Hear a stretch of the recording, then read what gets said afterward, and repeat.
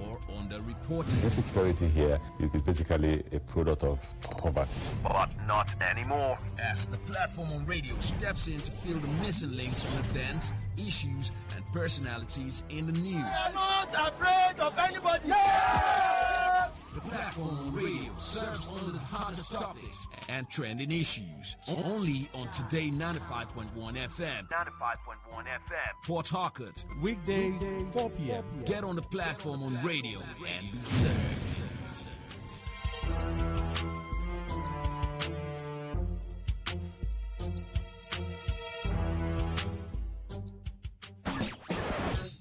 Live your truth. Express your love. Share your enthusiasm. Take actions towards your dreams. Talk your talk. And walk your walk. It was years ago. There's a statute of limitation on this stuff. Make today worth remembering as we discuss issues as it affects Nigeria moving forward. Talk that talk. Weekdays, 2 p.m. Exclusively on Today 95.1 FM Port Harcourt. Voice of the people. Unleash the power of the airwaves with the ultimate radio experience.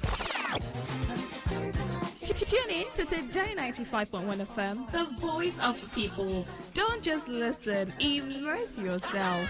That is 100% true.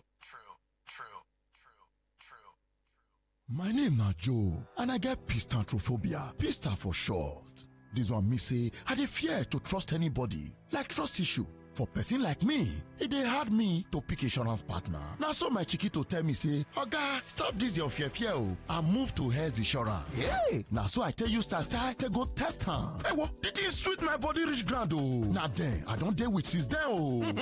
To buy your insurance plan, make you die *1100# for sharp insurance. If I want fight claim, I go just use the Simple Life mobile app, check out, and before they break, I don't see a lot sharp.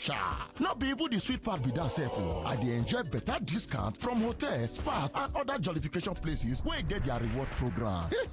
play, my pista. I've been a fear of trusting people till they come on my body. Waiting you they wait for. Make you visit www.healthinsurancegroup.com. That is HEIROS. Or make you die 1100# to get fast insurance today.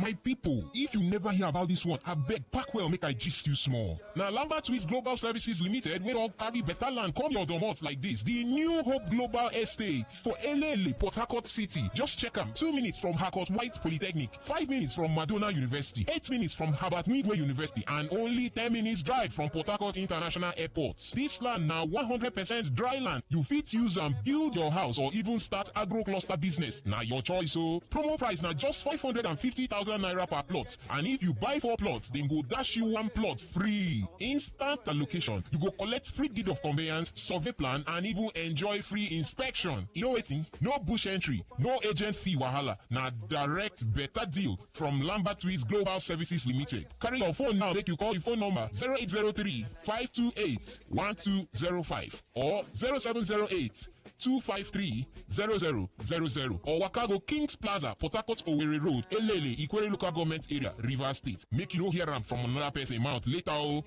Radio has never been this good. Today, 95.1 FM, Port Harcourt. 95.1 FM, voice of the people. And we're back. All other protocols observed before I don't want to resurrect Latin Germany.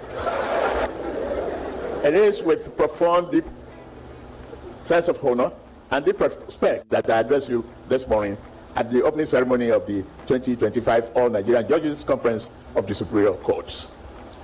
The assembly is not merely a binary tradition. It is an extraordinary convocation of men and women upon whose wisdom, courage, and integrity rests the stability of our democracy. The protection of our Constitution, the preservation of the rights and liberty of Nigerians. You are them. Whenever Nigeria has faced moments of uncertainty, history has recorded that the judiciary stood firm as a stabilizing force of our national life. It is through the courage of the judges and their judicial pronouncements that tyranny has been restrained, constitutional order preserved, and the voice of justice amplified about the noise of division and despair. For this enduring role, I extend on behalf of the government and the good people of our country our deepest gratitude and abiding respect. The theme of this year's conference, building a confident judiciary, could not be more fitting. Confidence is the lifeblood of justice. A judgment may be grounded in law and delivered with clarity, but unless the public perceives it to be fair, impartial, and untainted, its moral authority is diminished. The confidence of the people is therefore not an abstract aspiration. It is a living measure of the judiciary's legitimacy and the true currency of justice. We must acknowledge with candor that public perception of the judicial process has not always been favorable. Citizens have expressed frustration at delays, concerns about integrity, and anxiety over access to justice. These perceptions, whether wholly justified or not, cannot be ignored. They call upon us to reflect, to reform, and to restore. For ultimately, justice does not exist for the bench or the bar. It exists for the people. Their faith in judicial process is the foundation of our national stability. In this regard, I wish to reaffirm with the clarity and conviction the unwavering commitment of my administration to support the judiciary in fulfilling its constitutional mandate. The judiciary does not exist in isolation. It functions within a larger democratic framework which all three arms of government must work in synergy with the mutual respect and share the responsibility to the Nigerian people. The executive, the legislature, and the judiciary must remain united by purpose, even when separated by function. My administration believes that a judiciary that is strong in capacity, efficient in process, and uncompromising in integrity is not merely desirable, it is indispensable to the survival of our democracy and prosperity of our nation. We cannot build a just society without a fearless and functional judiciary. In this spirit, we have resolved to provide institutional and material support that will enable our courts to perform their duties with dignity, confidence, and efficiency. Support must be tangible, not ceremonial, and I mean it.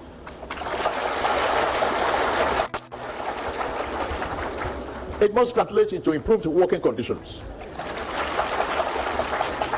modern infrastructure, and well-equipped courtrooms where justice is dispensed promptly and transparently.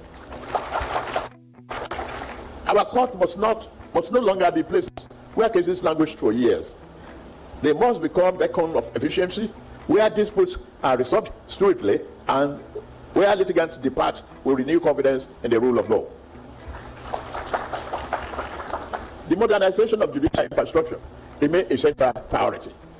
Technology is no longer a luxury, it is a necessity. The digitization of our court process, the adoption of integrated cases management system, and the provision of secured and reliable judicial facilities will receive sustained attention from this administration. A digital, transparent judiciary will not only improve efficiency, but also deepen accountability and public trust. We should not leave any of our courts behind in this transformation. Bricks and mortar, or even digital screens, do not make justice. The true strength of the judiciary lies in the men and women who interpret the law and give life to its spirit. Our judges are the living custodian of justice. The character of their work defines the moral strength of the Republic. This is why judicial welfare, training, and independence are not privileges, they are imperatives. We will continue to support the Nigerian Judicial Institute as the leading hub for judicial comparative study and professional development. Continuous learning and intellectual renewal must remain the hallmark of the bench. The law evolves daily, and so too must those who interpret and apply it. We must ensure that our judges are not only equipped to interpret the law in contemporary times, but also empowered to shape it in accordance with constitutional values. However, let us be clear. No amount of reform can succeed if integrity is compromised. Justice must never be for sale. The bench must never become a sanctuary for compromise. Corruption in any form or any arm of government weakens the nation, but corruption in judiciary destroys it to the core. When justice is compromised, government loses its integrity and democracy loses its foundation. With utmost seriousness, my administration stands ready to support every effort by the judiciary to preserve its dignity and eliminate misconduct. This is not a task for the National Judicial Council alone. It is a collective duty that rests on every judicial officer. Discipline within the judiciary must be firm, transparent, and consistent. Only a judiciary that cleanses itself can command the moral authority to cleanse our society. My lords, as you deliberate in the coming days, I want you to remember that the judiciary is not an end in itself. It is an instrument of justice for the people. Its moral power flows merely from the Constitution, but from the trust and confidence that ordinary citizens repose in it. A courageous, transparent, and principled judiciary is the greatest guarantee of freedom. A slow, compromised, or disconnected judiciary is its greatest threat. This is why I urge you, in your discussions, to be bold and practical. Go beyond agonizing old challenges and commit to actionable solutions. Ask difficult questions on how we reduce the backlog of cases. How do we strengthen the ranks? How do we make justice more affordable and accessible to the poor, the weak, and the voiceless? Above all, how do we build a judiciary that truly remains the last hope of the common man? Distinguished judges, respected delegates, I see before me not of Nigeria's moral conscience, architects. You are the architects of our democratic destiny. Hold in your hands the power to shape the moral compass of our republic, to ensure that no citizen is too weak to be heard, and no authority is too powerful to be restrained by law. The task is weighty, but it's noble, and I assure you that this administration will continue to stand by you, listen to you, and support you in fulfilling this sacred responsibility. Let me conclude by reminding us that the story of our democracy is still being written. Each fair judgment strengthens the republic. Each courageous ruling preserves its soul. Let us therefore resolve that the chapter written in our time will be remembered for integrity, courage, and fidelity to law. It is my honor, therefore, and a great privilege to declare open the 2025 All Nigerian Judges Conference of the Superior Courts. May your deliberation be fruitful, your resolutions transformative, and may the judiciary of Nigeria continue to stand at the conscience of our nation and the guardians of our democracy. Well, you have to give credit to some of these speech writers. Huh? They know the occasion and they know what to put in that script. And then the president, of course, gives his nod to it. It's like Pastor Debe was speaking when he said he blamed the president's speechwriters for including a part in his speech where he said all was now all right in Nigeria. And he said, how? that if I want to blame his speechwriters, it won't be fair for me to absolve him of blame because he approved that speech. He approved the speech. The speech doesn't reflect our reality. Sadly. Well, so the speech writers are at it again. They've written quite a beautiful speech. The president speaking of the things that a lot of us Nigerians keep talking about, delay in cases, a seeming lack of trust in the judiciary. That hope is no longer there for a lot of people. These are the things talked about. And that Nigerians would always point to the executive to say they are the ones benefiting. They are the ones that have emasculated the judiciary. They are the ones that have done this, done that to the judiciary, and so on and so forth. The president is also saying the same thing that you are saying. Can't you see? He is also affected by it. Isn't it clear that the president is also affected by it?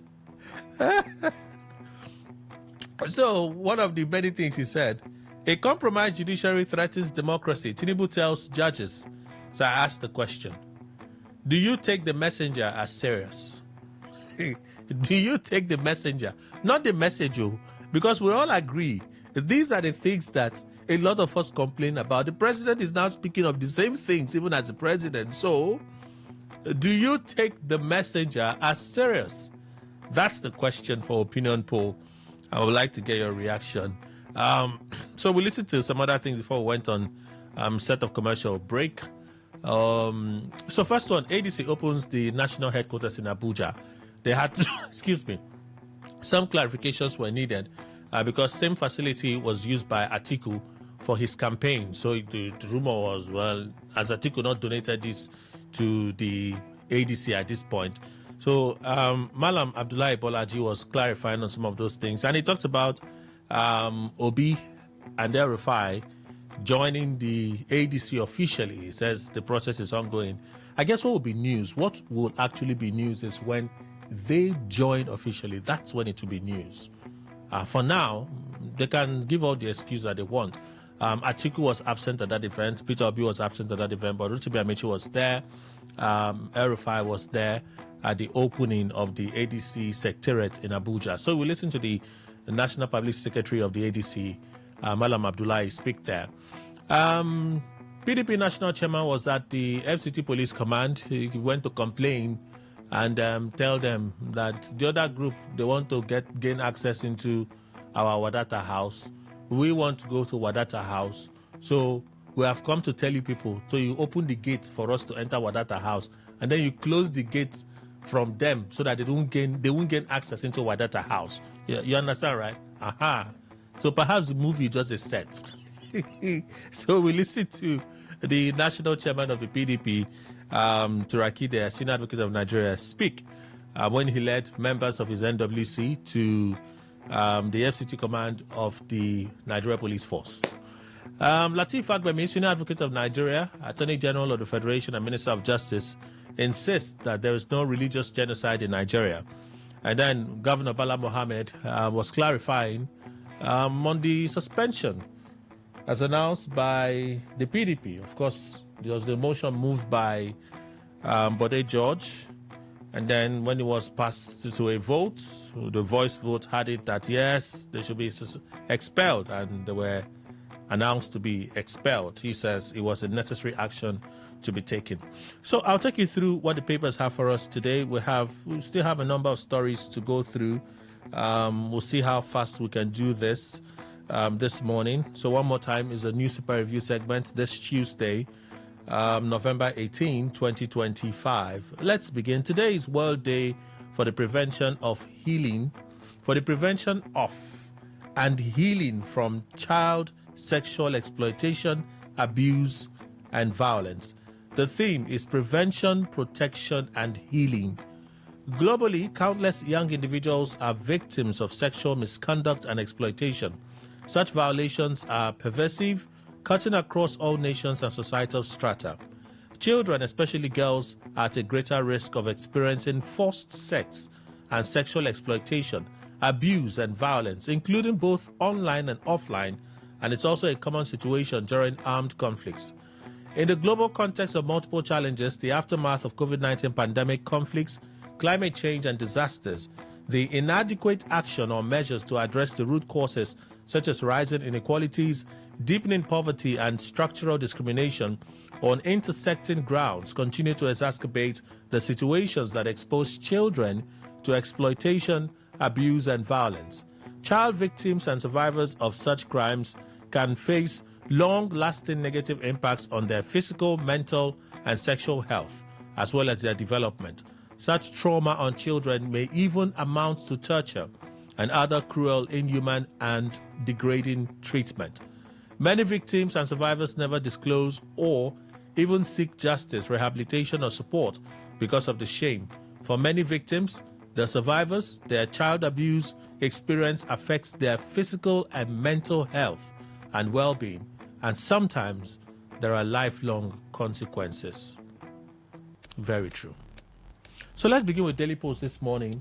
Okay, before I do that, so I don't read the stories and try to get a reaction from panelists, let me just read out the channels for you to join the conversation.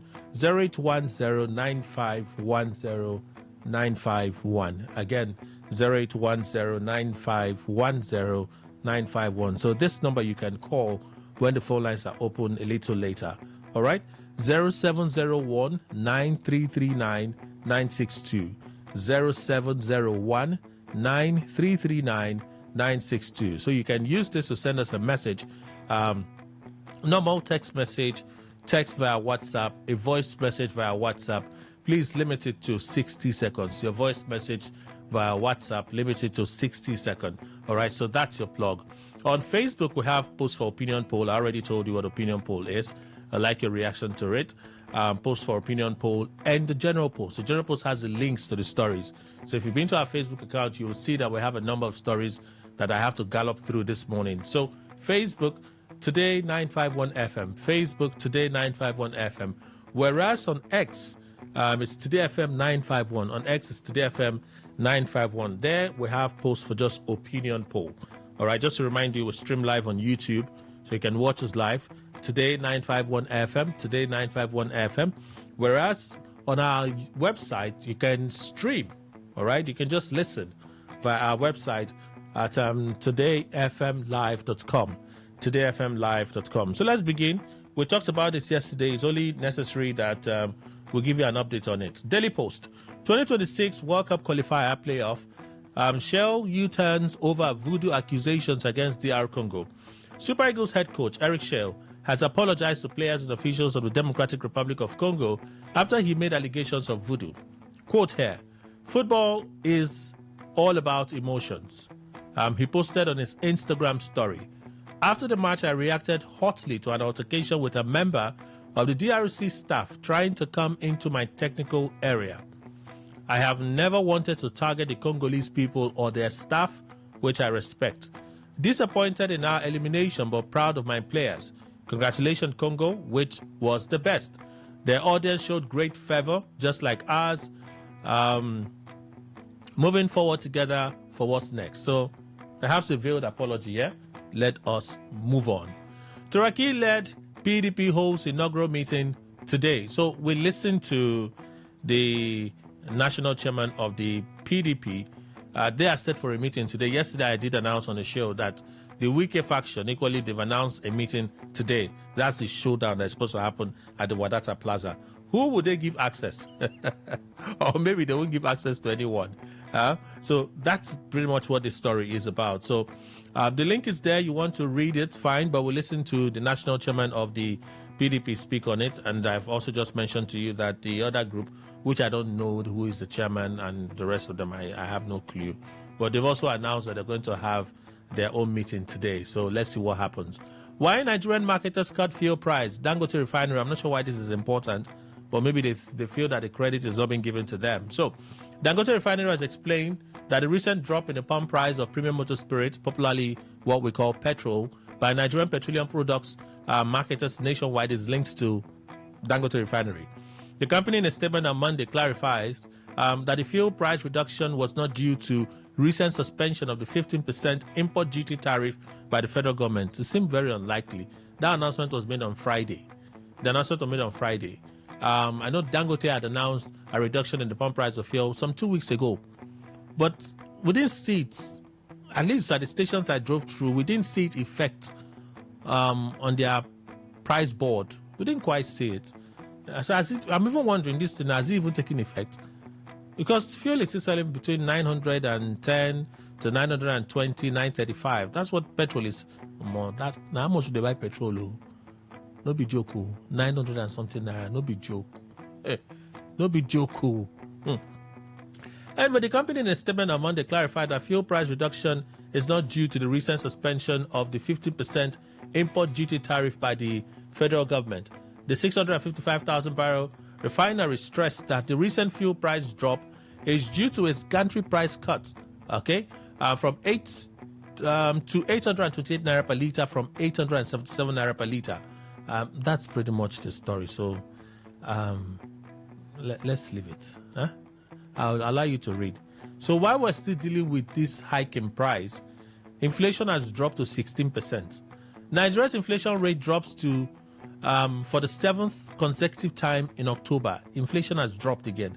Nigeria's inflation rate dropped for the 7th consecutive time in October 2025 to 16.05%, down from 18.02% in September of 2025. It's according to the National Bureau of Statistics (NBS) October Consumer Price Index and inflation data released on Monday. According to the CPI data, the country's inflation rate declined by 0.93% month on month. The report shows that the food inflation decline rate was about minus 0.37% on a month-on-month basis. In October 2025, inflation headline rate eased to 16.05% relative to the September 2025 headline inflation rate of 18.02%. The headline inflation rate was 0.93% month-on-month comparison. The food inflation rate minus 0.37% on a month-on-month comparison, MBS wrote on X on Monday.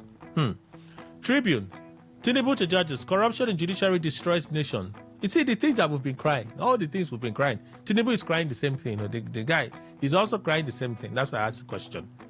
Do you take the messengers serious? Do you consider the messenger as serious? And we'll listen to the president speak on this. Tinubu to judges, corruption in judiciary destroys nation. They know. They do know. Like I said, the president was speaking at the 2025 All Nigerian Judges Conference of the Senior Courts held at the National Judicial Institute, NJI, in Abuja. That was yesterday. So let's roll the story over. Nigerians to stop paying 5 common bank charges from January 2026. I like to call him the tax man, Oidele. Millions of Nigerians will experience significant financial relief. From January 2026, as 5 frequently applied bank charges are set to be abolished under the federal government's sweeping tax reform agenda. Are they not going to consolidate them into one tax that you will not pay? Say relief qua. The measures are part of President Bola Tinubu's comprehensive fiscal overhaul, signed into law June 26, 2025, aimed at easing the cost of doing business, stimulating economic growth and supporting households and small enterprises. The reforms are captured in 4 enacted laws, which, for the benefit of those that don't know. The Nigeria Tax Act, NTA, Nigeria Tax Administration Act, NTAA, Nigeria Revenue Service Act, NRSA, and the Joint Revenue Board Act, GRBA, collectively referred to as the Acts. According to Taiwo Idele, chairman of the Presidential Committee on Fiscal Policy and Tax Reforms, the changes are expected to simplify tax administration and eliminate unnecessary financial burdens on citizens. The 50 Naira Electronic Money Transfer Levy, EMTL, charged on transfers above 10,000 Naira will be scrapped entirely. This levy affects millions of electronic transactions daily. Its removal is expected to deepen financial inclusion, encourage digital payments, and reduce the cost of low-value transfers for individuals and businesses. Employees and employers currently bear stamp duty charges on salary transfers.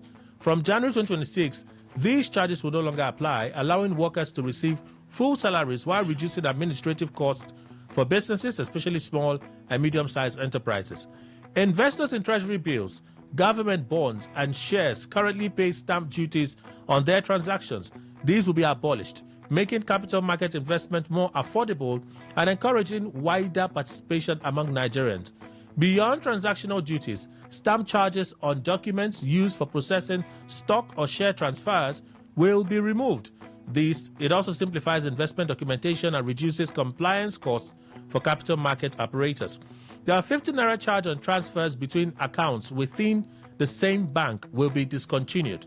Customers will be able to remove funds between personal or related accounts without incurring extra fees, improving cash flow management for individuals and businesses. Oidele notes that these reforms stem from new provisions in the Nigeria Tax Act 2025, which introduces explicit exemptions from tax stamp duties, reversing earlier rules under the Stamp Duties Act and Finance Act of 2020. We have to take that commercial break. There's one sweet story. It's coming up next. But stay, let's go for this break. We're back shortly.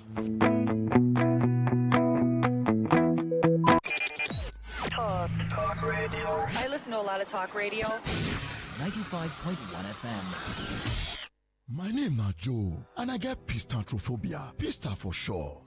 This one me say, I dey fear to trust anybody. Like trust issue. For person like me, it dey hard me to pick insurance partner. Now so my chiquito tell me say, Oga, stop this your fear and move to Health Insurance. Hey, now so I tell you start to go test her. Hey, what? It is sweet my body reach ground oh. Now then, I don't deal with since then oh. So buy your insurance plan. Make you die *1100# for sharp insurance. If I want fight claim, I go just use the simple life mobile app. Check out and before they break, I don't see a lot sharp.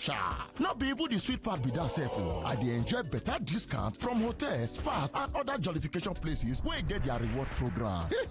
play, my pista. I've been a fear of trusting people till they come on my body. Waiting you they wait for. Make you visit www.healthinsurancegroup.com. That is HEIROS. Or make you die 1100# to get fast insurance today. My people, if you never hear about this one, I beg pack well make I gist you small. Now, Lambert Swiss Global Services Limited, we all carry better land come your domot like this. The New Hope Global Estate for Elele, Port Harcourt City. Just check them. 2 minutes from Harcourt White Polytechnic, 5 minutes from Madonna University, 8 minutes from Harvard Midway University, and only 10 minutes drive from Port Harcourt International Airport. This land now 100% dry land. You fit use and build your house or even start agro cluster business. Now your choice. So promo price now just 550,000 naira per plot, and if you buy 4 plots, then go dash you 1 plot free. Instant allocation. You go collect free deed of conveyance, survey plan, and even enjoy free inspection. You know waiting? No bush entry, no agent fee wahala. Now direct better deal from Lambert Swiss Global Services Limited. Carry your phone now. Make you call the phone number 0803-528-1205 or 0708 253-0000 or Wakago Kings Plaza, Port Harcourt Owerri Road, Elele, Ikwere Local Government Area, Rivers State. Make you no hear am from another person mouth later. Oh. Port Harcourt, are you ready to learn to make profit right from the comfort of your home? If yes, then get ready for Markets for You Free Trading Seminar set to hold at the Autograph GRA 30/33 Sunny Abacha Road, New GRA, Port Harcourt on Saturday, December 6, 2025 at 10 a.m. There will be loads of exciting prizes to be won. Learn from seasoned experts on ways to explore the global financial market, such as copy trading, EAs, and so much more. Come, let us guide you through the markets. For further inquiries, please call 0912-779-0500. Again, 0912-779-0500. Or log on to Markets for You today at www.marketsforyou.com. With Markets for You, master the markets to learn, trade, and earn. Radio has never been this good. Today, 95.1 FM, Port Harcourt. 95.1 FM, voice of the people. And we're back.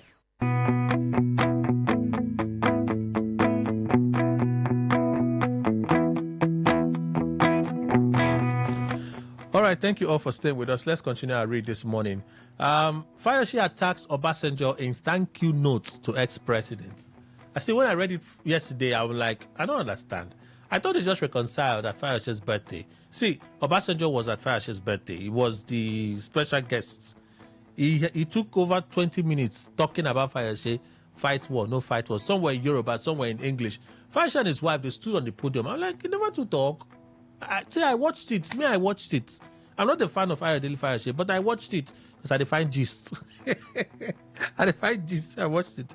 Well, former governor of Ekiti State, Ayodele Fayose, has attacked former President Olusegun Obasanjo over his comments describing him and his wife as irresponsible couple at his Fayose's 65th birthday reception held last Saturday in Lagos.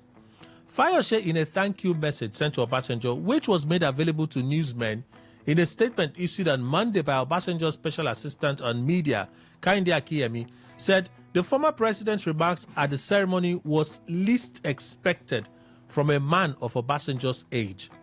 Recorded Obasanjo during the birthday reception program captured in a now viral video on social media, said though he had forgiven Fayose for all his wrongdoings towards him, he will not fail to let the world know that the celebrant is uncultured. However, Fayose in the letter said the comments were indications that Obasanjo might be suffering from dementia. Dear Baba Obasanjo, I trust this meets you well. You're coming to my birthday party. I appreciate, except for your very irresponsible comments at your age. You went so low, but I'm not surprised because someone once said you are once to be kept away. You are supposed to be kept away in the zoo. Sincerely, that's where you belong. I kept quiet or did not reply you at the function so that the world will know the difference between a sane and a madman that you are. It is also obvious that you have lost your sanity, or should I say, is a heightened stage of dementia. Not to worry, Baba. I shall set the record straight in due course of time. Lastly, I shall appreciate if you return my money since you publicly admitted you received, but Dangote brought it back. Your leopard will never change his skin. Obasanjo in his reply to Fayose said, the message confirmed the fact that he, Fayose, cannot change. Ayo, thanks for your thank you message, which undisguisedly revealed who and what you are, unchanged and unchangeable. Your money has been sent back through Folusha, somebody who brought it, and in the same bag as he brought it, unopened by me, I've returned it to you. Obasanjo replied, Fayose. So I'm wondering, Fayose sent emissaries to go and beg Obasanjo. Obasanjo said it, that he sent Chidoka first. It was Chidoka he sent first. He now sent another person. Then when those persons went to water the floor, Fayose now called him. And he was set, I think he was going to Rwanda. He said he was going to Rwanda, but he decided that for Fayose he was going to cancel his trip to Rwanda to honor Fayose's birthday. Well, he got there. I think he said some of the things that Fayose is accusing him of, because Obasanjo said a lot of things. And some were in Yoruba, so I really couldn't I'm not a Yoruba. But it's possible that Obasanjo said those things. But is Fayose's response to Obasanjo appropriate? That's a big question. We'll interrogate it a little later. ASU gives 4-week ultimatum to federal government, threatens nationwide strike. The Academic Staff Union of Universities, ASU, has issued a 4-week ultimatum to the federal government, insisting on immediate action on unresolved issues affecting the university system or risk a nationwide strike. Zonal coordinator of ASU Calabar Zone, Comrade Ikechukwu Igwenyi, gave the warning on Monday, 17 November 2025, during an interactive session with journalists in Calabar, where he lamented the government's prolonged delay in addressing critical agreements. He said the union is demanding the completion and implementation of the renegotiated 2009 FGN ASU agreement with clear timelines as well as fair remuneration and improved working conditions to stem the ongoing exodus of academic talent. ASU further called for the immediate release of the outstanding 3.5 month salaries and all withheld payment, refund of third-party deductions, and settlement of promotion arrears.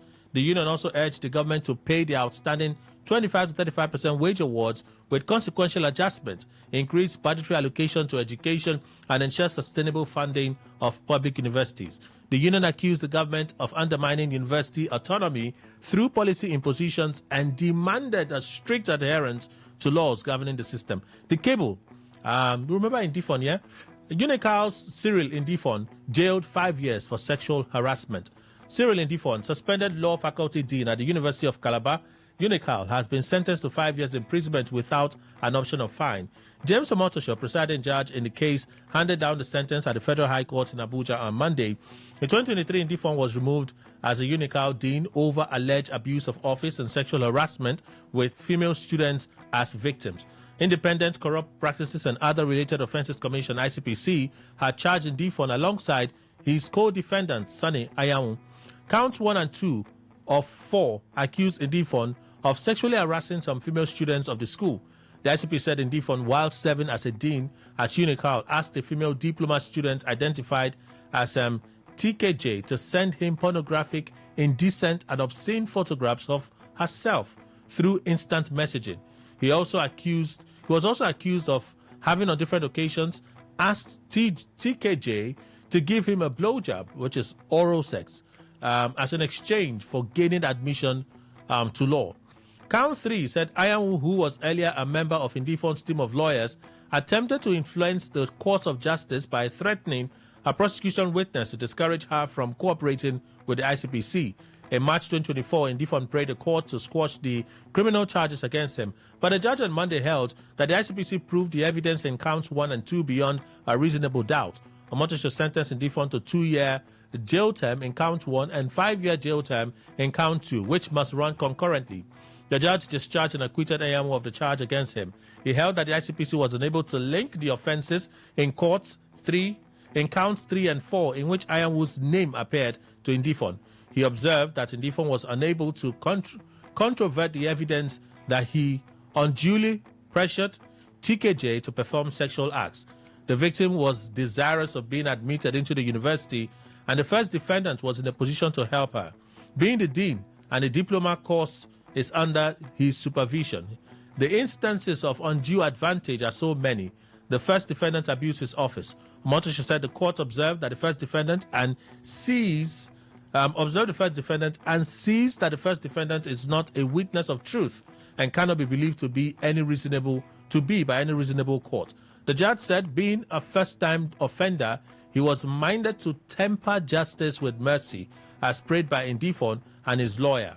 On count 3, the judge said he observed that although Ayamu made a phone call to TKJ, this was about 4 months before the investigation commenced into the case, and the charge was preferred against Indifon. Omotoso berated Indifon, describing his conduct as immoral. It was with dismay I read through the case that a dean of law can turn himself into a sexual predator. The judge said this would deter others like him in public office who have a penchant for taking undue advantage of women. All right, let's move on. ISWAP claims Borno ambush, says it killed Brigadier General despite army denial. This is a very hot story on social media. Very, very hot story on social media.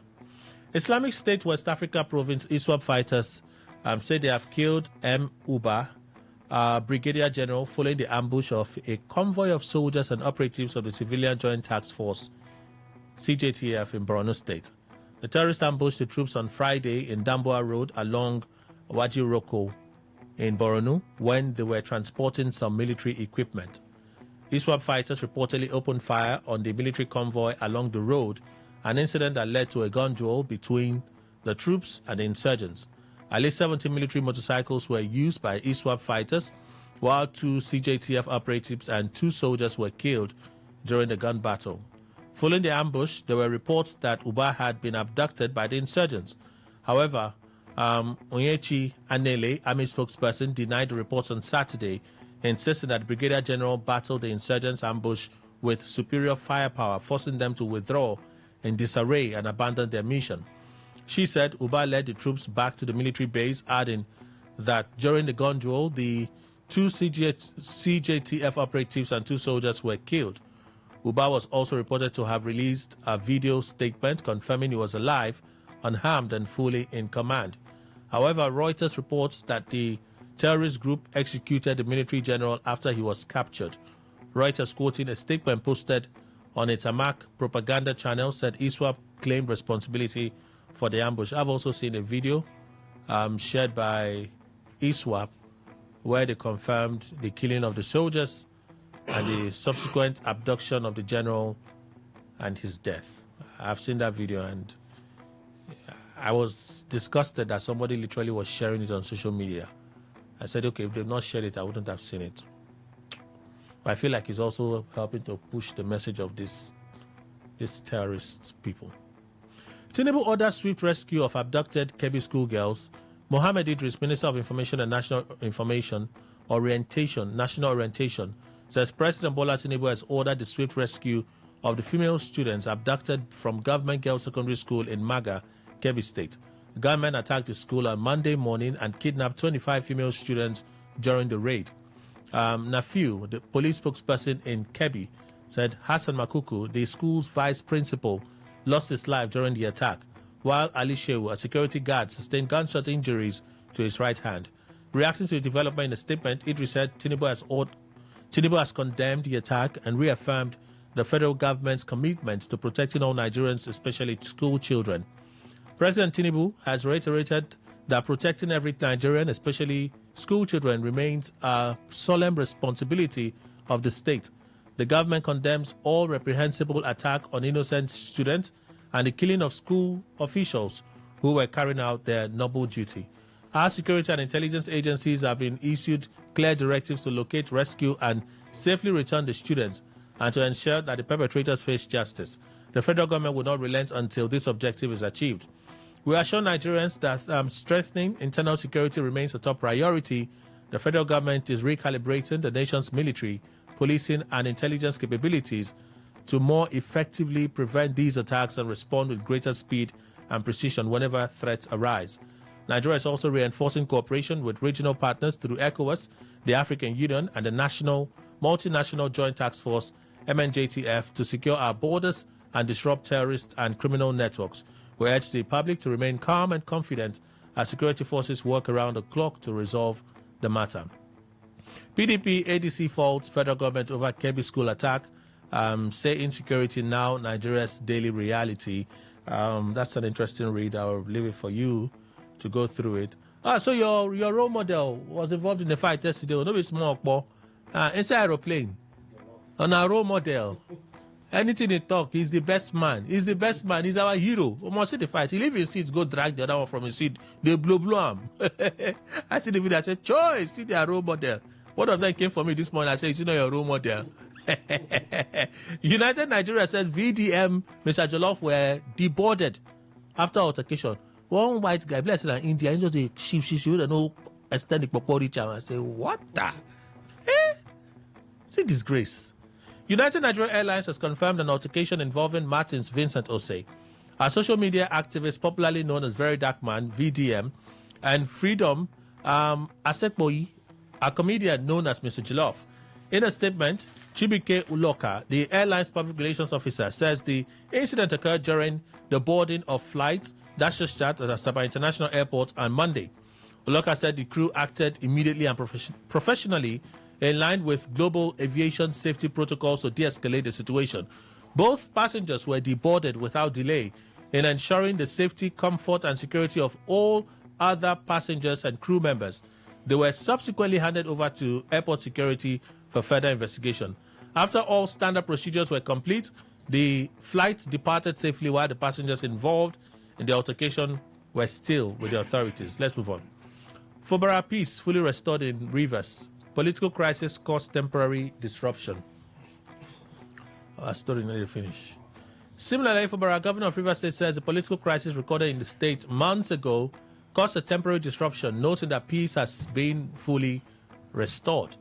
He spoke on Sunday at the grand finale of the Python Golf Club's 6th edition of the Ikenna Okafor 2025 Pro Amateur Golf Championship in Port Harcourt, the state capital. Nelson Chiku, the Fubara spokesperson, quoted the governor in a statement as saying that earlier political tensions caused about 6 months of disruption. He added that peace has since returned to the state, allowing security agencies to function more effectively. Fubara also alleged that some enemies of Rivers had weaponized the state's challenges in a bid to distort public perception for their own advantage. I can tell you the truth. More than half of the things you read in the media are not true. Worse things have happened in other states, but because they manage their media, people don't read about them. But in our case, just to run us down and make us look like the devil with invisible horns, they say anything to portray us in bad light. The governor commended the Joint Security Team for what he described as impressive coordination since normal operations resumed. He said the free movement and relaxation enjoyed by guests during the tournament further disproved claims of insecurity in the state. Let me thank everyone who has come into Rivers State to participate in this competition.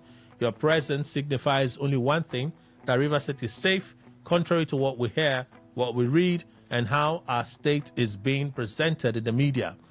The governor pledged sustained government assistance for the championship and promised to revive the Governor's Cup tournament. Well, that's the part I want to take. And then Vanguard newspaper. I think we can do this, so we have a very short time left. How bandits kidnapped 25 Kebbi school girls. I think this is our final story. And it's not looking like I would make it. It's not looking like I'll make it. So we have to pause here, go for this commercial break. This will take us till 9. We'll pay some bills after 9. When we come back, I'll conclude the story and then we'll begin our conversation. Please stay with us.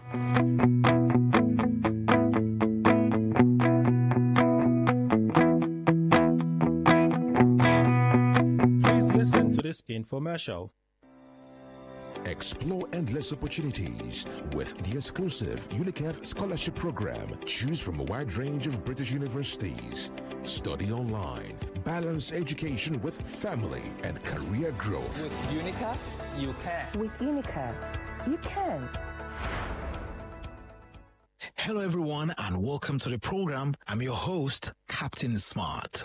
Breaking boundaries and inspiring others to do the same. And today, we're joined by someone who truly embodies all of that. A powerhouse in media, communications, and business.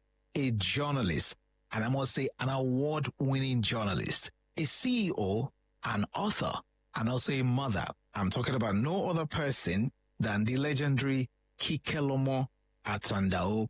Kikelomo, welcome to the show. Thank you for having me. Thank you so much for having me. I think what was omitted is that I'm not just only a mother, I'm a wife. But thank you so much. It's great to be here. I've been looking forward to this chat.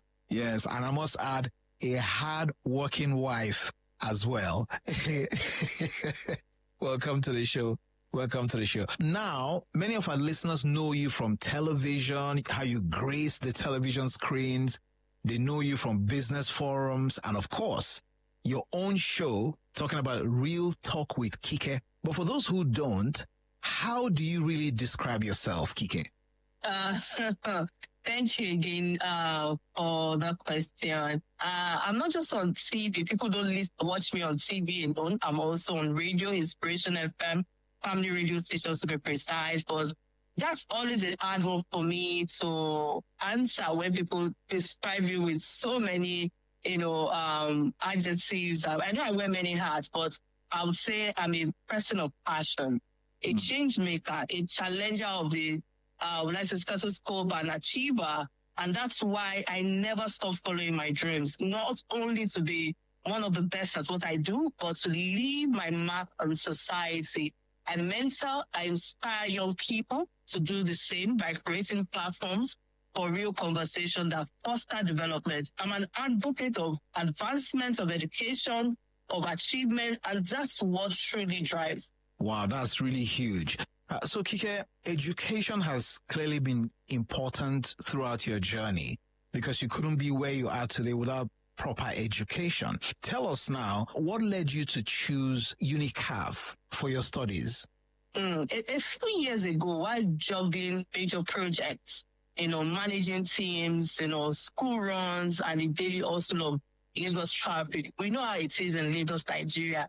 I realized that I needed more knowledge, more skills, to take my business and vision forward. And that's when I discovered UNICEF. Wow. And to those who may be listening, they will say, what is UNICEF? Tell us more about UNICEF. What is it? And what do they actually do? UNICEF is a global education platform partnering with top UK and African universities to offer flexible, affordable, and intentional, recognized degrees, bachelor's, master's, doctoral, fully online programs. So for me, it was the perfect fit. The scholarship made, in a way that is affordable. The online format allowed me to study at my own pace without pausing my career or family life. And the learning was genuinely practical. It wasn't just a degree. It was real skills I could immediately apply to my work. Wow, I can really see the balance right there. So you create kind of a balance without upsetting anything. So to the listener now, we'd like to let you know that you can call UNICEF. The number to call UNICEF is 0002. I'll take that again. You can call UNICEF on this number 0911 222 0002. To Kiki now, you're fronting this new campaign with them. Real people, real stories, real success. What actually made you to say yes? Interesting question. And yes, real people, real stories, real success, because it's true, it's real. There's nothing staged about it. I'm a living proof of that, of this work. I studied online, I built my businesses, I stayed present with my family. If I could do it, so can the next listening to me right now do that, particularly when UNICAF is offering an opportunity for only 163,000 naira per month to get started. Wow. That's huge. Wow. It's a limited time offer and it's real, guys. So you start with just 163,000 naira per month to study with top universities from the UK and Africa, whether it's bachelor's, master's or the doctoral, program. It's a life-changing opportunity. Wow. When I saw Naira here in front of the money, I wanted to ask you, are you sure we're not talking about 163,000 pounds? It's actually Naira. Wow. This is really huge. So you've mentioned quite a number of universities here. Can you tell me more about these universities?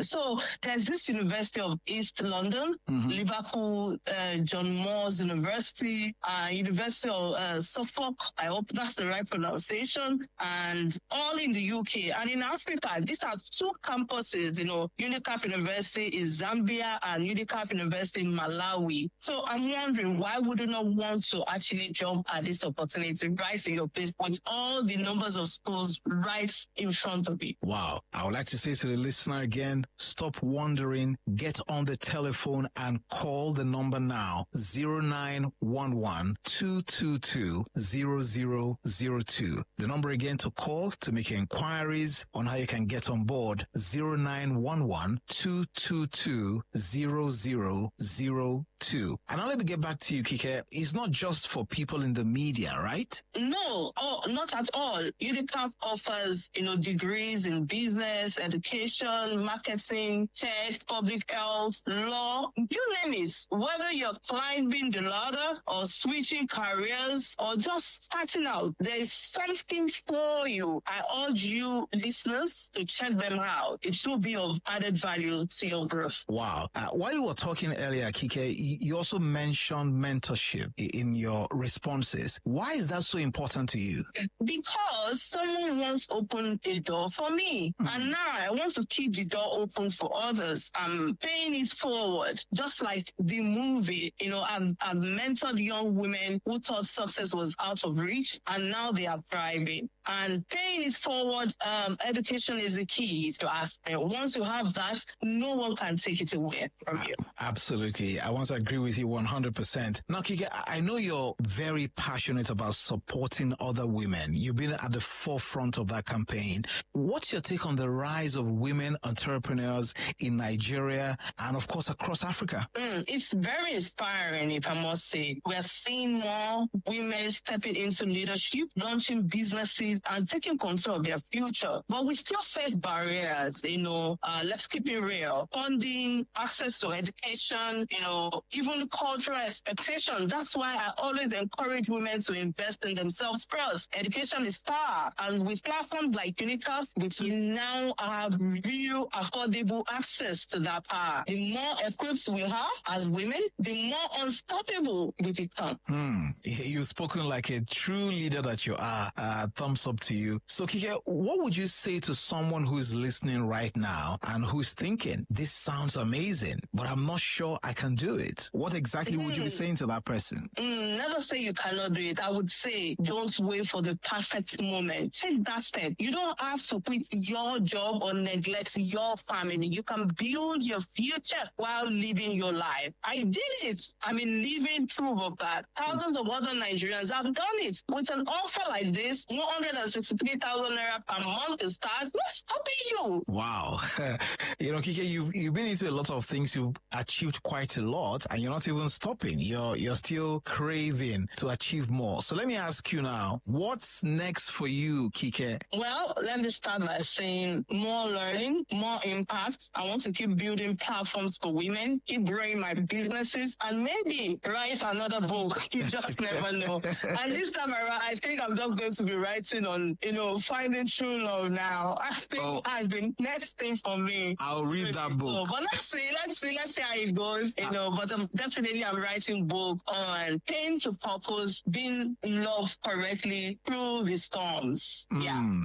I want to assure you, I'll find that book and read it. I'm going to read it. I'm going to buy it and read it. Kike, thank you so much for sharing your story. You are just what the Americans will call the real deal. Many thanks for doing this with me. Thank you so much, for creating time to let me share my story. And to everyone listening, your real success story is waiting. Don't just dream it. Great. Go for it. Wise words from today's special guest, Kike Lomo Atandao. Are you ready to take the next step? Call this number 0911-222-0002. Let me take that number again, 0911-222-0002. Start your journey with only 163,000 naira per month and unlock your future with Unicaf. 0911-222-0002. What are you waiting for? Get dialing right now. Thank you so much for listening. I am Captain Smart. And that was a paid infomercial. Today's news, today's entertainment, today's Talk radio. I listen to a lot of talk radio. 95.1 FM. Whether it's happening in Port Harcourt, South South, Nigeria, or around the world, we've got you covered. On air, online, delivering balanced news and unbiased analysis. Today, 95.1 FM. Today, 95.1 FM, Port Harcourt. News update.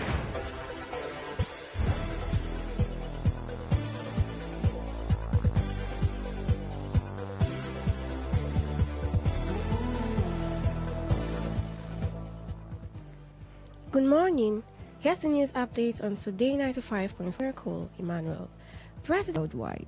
Last year, nearly 1.2 million young people from over 130 countries participated in the award.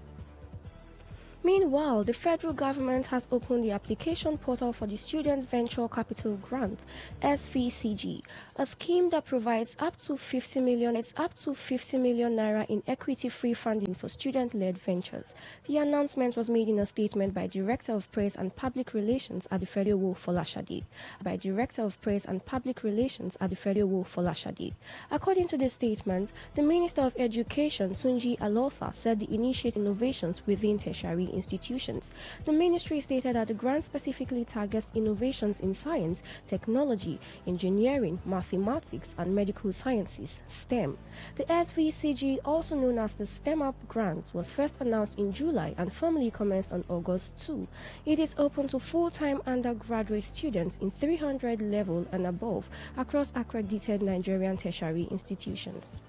Former Minister of Aviation and ex-Corps Marshal of the Federal Road Safety Corps, FRSC, Osita Chidoka, has urged the federal government to prioritize investment in prevent escalating fatalities on Nigeria's highways.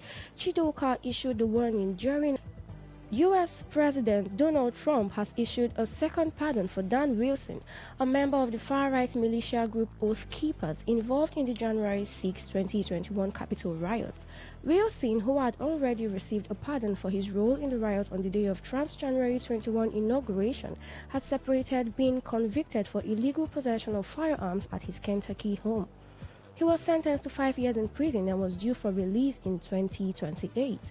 The presidential decree, described as full and unconditional, allows Wilson to return home after 7 months behind bars. His lawyers, George Pallas and Carol Stewart, said the pardon not only restores his freedom but also shines a light on the overreach that has divided this nation. The Justice Department initially argued that Wilson's firearms conviction was unrelated to the Capitol riots. However, it later ruled that the offenses discovered during an FBI investigation into the riots were covered by the pardon. And that was the update on Today 95.1 FM. I am Miracle Emmanuel. Thank you for listening. Today's news, today's entertainment, today's sports, today's issues. Today on Today 95.1 FM, Port Harcourt.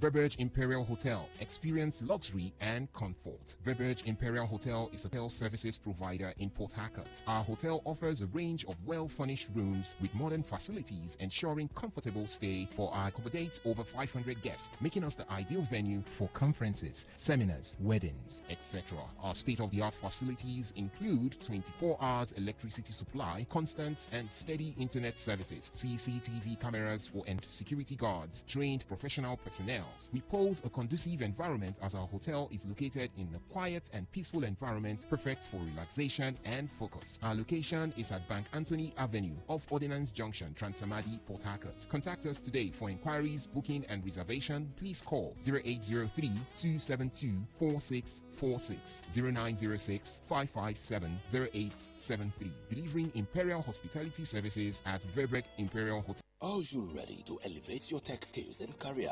Welcome to Speedlink High-Tech Solutions Limited, Nigeria's premier destination for cutting-edge professional IT training. We are a Nigerian leading training center equipped with fully automated tech facilities such as high-speed internet, hands-on learning, and recorded classes for flexible review. Registration is now open for the April 2026 batch with training on in-demand courses such as cybersecurity, data analytics, cloud computing, fiber optics, full-stack web development, and digital marketing. For inquiries, visit us at number 15 Road 6, Okewali Estate, Rumalogo, opposite Car Wash, Port Harcourt. Call 0916-771-6220 or visit www.speedlinktraining.com. Hurry now, as slots are limited. Don't miss this opportunity to advance your tech career with Speedlink High-Tech Solutions Limited, where technology meets excellence.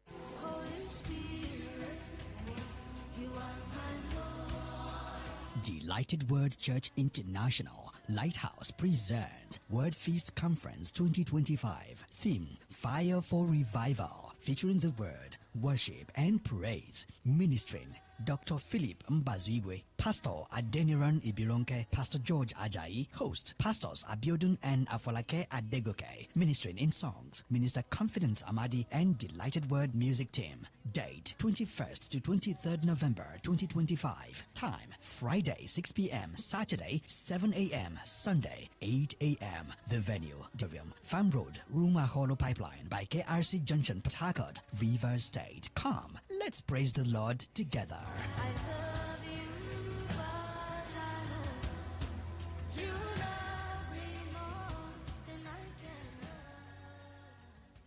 Port Harcourt, are you ready? Today, 95.1 FM, the voice of the people.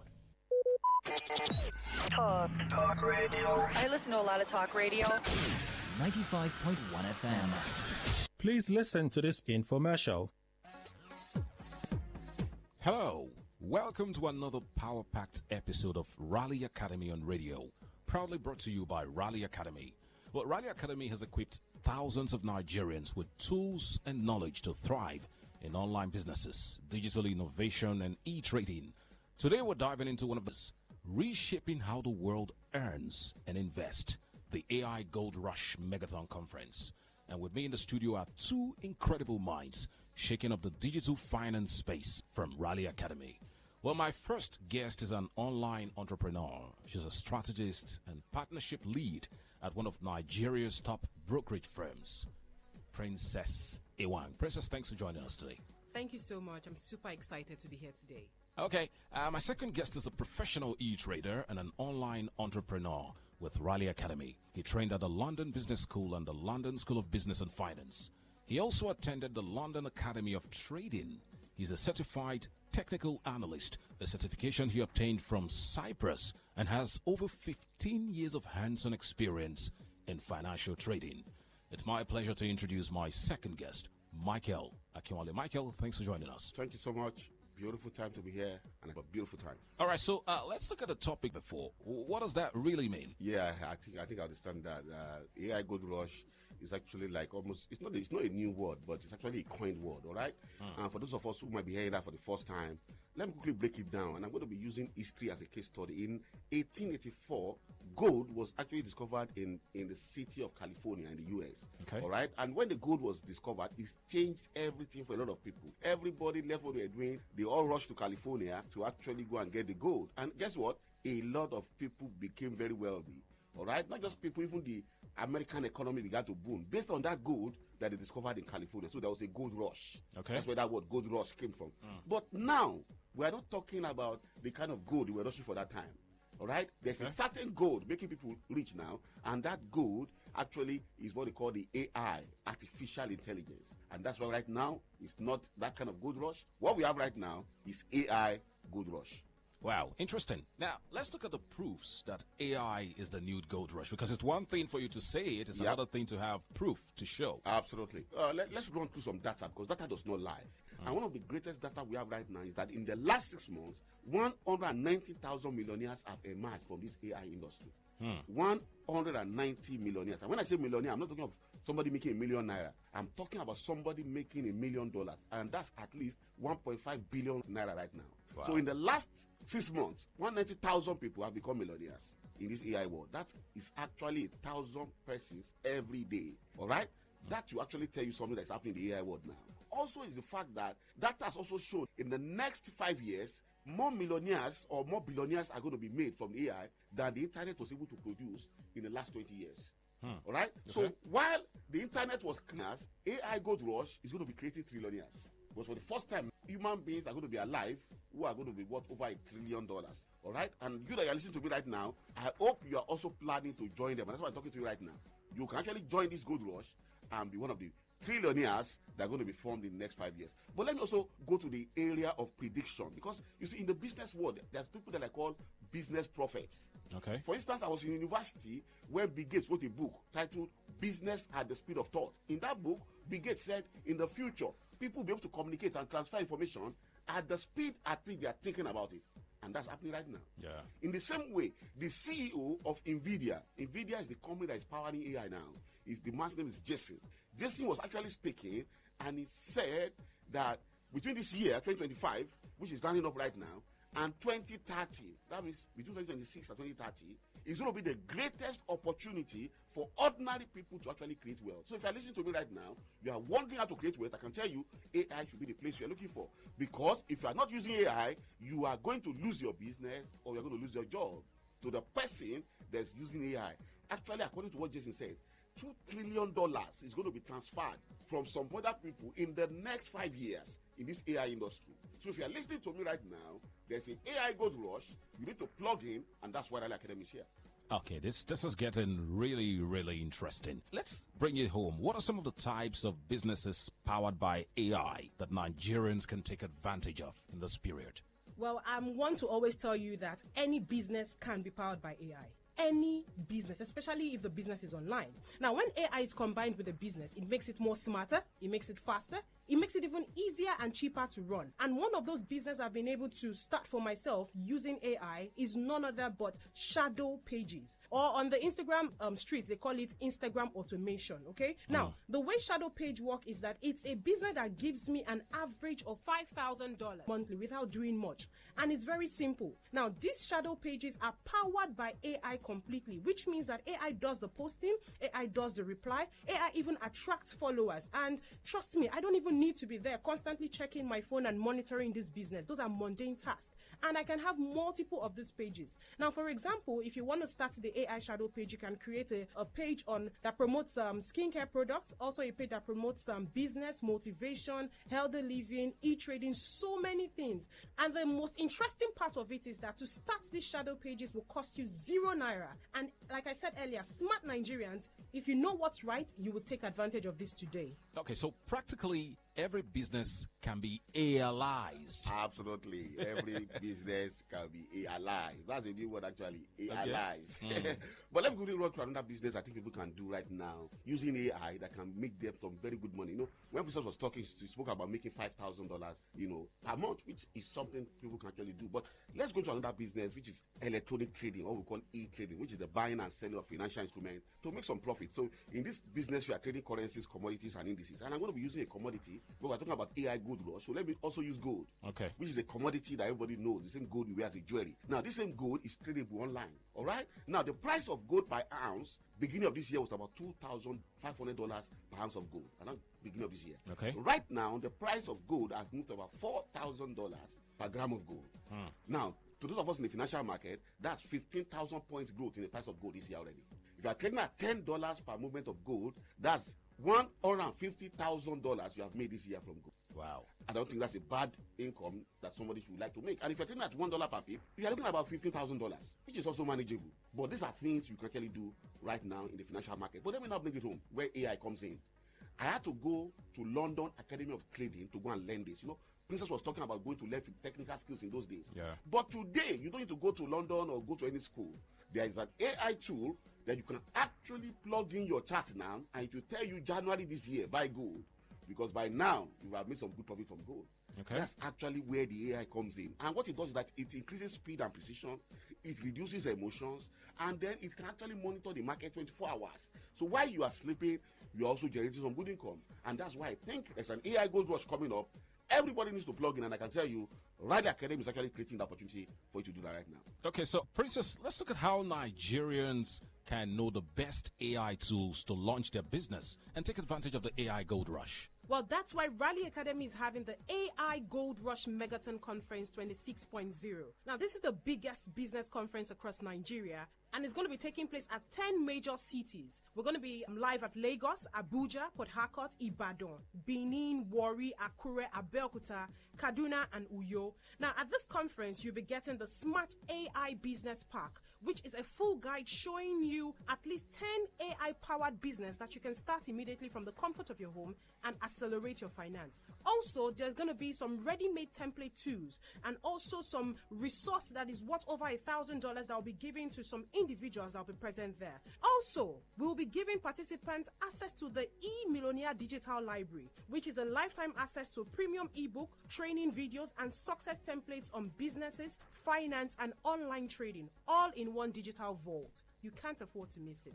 You guys are blowing my mind, Michael. Yeah. I mean, you're blowing me away, absolutely. Yeah. What else is unique about the AI Gold Rush Mega Conference, and what else will participants be getting? Well, I think this is the most important part. Apart from the things Princess just read out, this is the most important part. We're going to be bringing experts on different areas and aspects of AI businesses that Nigeria can do, succeed, and join this gold rush that is coming. You know what I'm saying? And secondly is that Rally Academy, we're actually 10 years old this year. We're 10 years old, and that's why we are doing events in 10 cities, and so we're going to be giving out mega gifts. For instance, people are going to be going with laptops, tablets, phones, television, a generator, refrigerators, air conditioners, power bank, smartwatch, earpods, flash drive with top business books, and finally and most importantly, next year we're actually organizing a retreat for millionaires in the city of Qatar. We're going to be having the Rally Academy Millionaire Traders Retreat. Actually, it's a one in a lifetime opportunity to join millionaires in Qatar. Now, to attend this event, you need to pay at least $5,000. But guess what? At this Megaton conference, someone is going to be winning a free scholarship to attend this event in the city of Doha, February next year, absolutely free of charge. All right? For me, that's the most important gift at this event. Also, we're going to be serving light refreshment at this conference. Now, while we're serving refreshment, we're going to be there for a while. So we also need to, make you relax, entertain you, so that the mega thing or the meganess of this event can actually be complete. So guess what? You cannot afford to miss this AI Gold Rush Megaton Conference. All right, so this is sounding super mega already. Yeah. I like the trip to Doha, Qatar, and the item 7. So how do Nigerians qualify to attend the conference? And tell us the dates, the time, and the venue of the AI Gold Rush Megaton Conference. Well, thank you very much for that. Trust me, if you are a business owner, an entrepreneur, an employee looking for another business or a side hustle, a job seeker, a retiree, this mega conference is for you, and it's absolutely free for anyone and anybody that is interested to join us. Come there live and we'll be at the venue waiting for you. And the Port Harcourt AI Gold Rush Megaton Conference will be happening just for one day in the city of Port Harcourt. One powerful day you cannot afford to miss it. And the date is this week, Thursday, 20th of November, 2025. This week, Thursday, 20th of November, 2025. And the time is from 10 a.m. till 2 p.m. From 10 a.m. till 2 p.m. And the venue will be at the Kasoni International Hotel and Suites. Kasoni International Hotel and Suite, located at number 6 Presbyterian Close off Stadium Road, Rumomasi, Port Harcourt. Located at number 6 Presbyterian Close off Stadium Road, Rumomasi, Port Harcourt. To register for this Megaton conference is very simple. Bring out your phone and let me show you how it's done. Simply text PH to this number 091 6466 0000. I'll take the number again 091 6466 0000. It is important that you register immediately so we can have your seats booked. So what else will participants be getting at the AI Gold Rush Megaton Conference, Michael? Well, it's already power-packed. It's already mega. But guess what? It's getting bigger. We have other gifts and opportunities that are available for people to get at this mega conference. All right? So apart from the trip to Qatar, apart from the other gifts we're giving out, we're also going to be giving out the 126 trading bonus. 126% trading bonus. This 126% trading bonus is equal to at least 120,000 naira that's going to be credited for free into people's trading account for them to start the business of trading in the financial market. All right? So apart from that also, we're going to be giving out cash gifts. Now, this cash gift is actually going to be given to people to trade in the financial market. Okay. So people are going to be winning gifts like 50,000 naira, 100,000 naira, 150,000 naira, 200,000 naira, free capital for them to actually start the business of trading in the financial market. Apart from that also, remember that like I said, everybody's going to be getting 126% bonus. But apart from that, we're going to be giving out bigger bonus also. So for instance, at that event, people are going to be winning 150% bonus, 175% bonus, 200% bonus, and several other gifts at this event. So I can tell you, it's very power-packed, it's a big event, and you cannot afford to miss it. All right, this sounds like a one-in-a-lifetime opportunity. Finally, can you tell us again the dates, the time, and venue of the AI Gold Rush Megaton Conference, and how participants can register to attend? And the Port Harcourt AI Gold Rush Megaton Conference will be happening just for one day in the city of Port Harcourt. One powerful day you cannot afford to miss it. And the date is this week, Thursday, 20th of November, 2025. This week, Thursday, 20th of November, 2025. And the time is from 10 a.m. till 2 p.m. From 10 a.m. till 2 p.m. And the venue will be at the Kasoni International Hotel and Suite. Kasoni International Hotel and Suite, located at number 6 Presbyterian Close off Stadium Road, Rumomasi, Port Harcourt. Located at number 6 Presbyterian Close off Stadium Road, Rumomasi, Port Harcourt.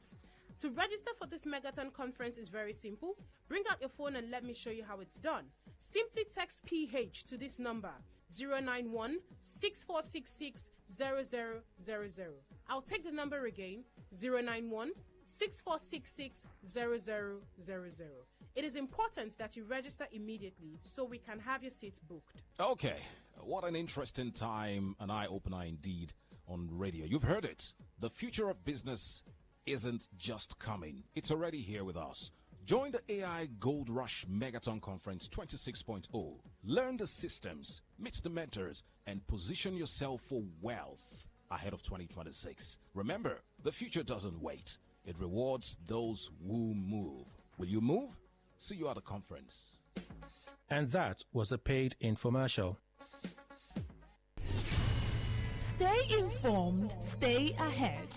Tune in to Today 95.1 FM for the latest news and exciting sports updates. Your trusted source for everything you need to know. Today 95.1 FM, the voice of the people.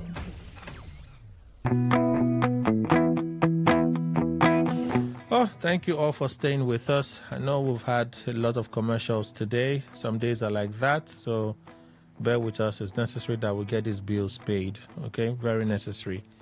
So let me read the final story so we can begin our conversation. Vanguard newspaper How bandits kidnapped 25 Kebbi schoolgirls. Bandits in the early hours of yesterday kidnapped 25 students of Government Girls Comprehensive Senior Secondary School, Maga, Kebbi State, killing the principal in the process. So we just heard that it's the vice principal that was killed.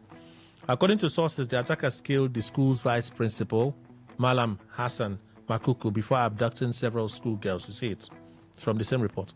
Witnesses say the bandits operated without resistance and caused widespread panic, throwing the entire area into deep fear and mourning. Makuku, it was learned, was reportedly shot while attempting to protect the students during the invasion. Maga, a community located in Danko Wasagu local government area of the state, has come under a series of attacks recently. A resident of Maga, Aliu Yakubu, said the bandits invaded the school around 5 a.m. without any resistance. He said the school vice principal Makuku was shot while trying to protect the students during the attack.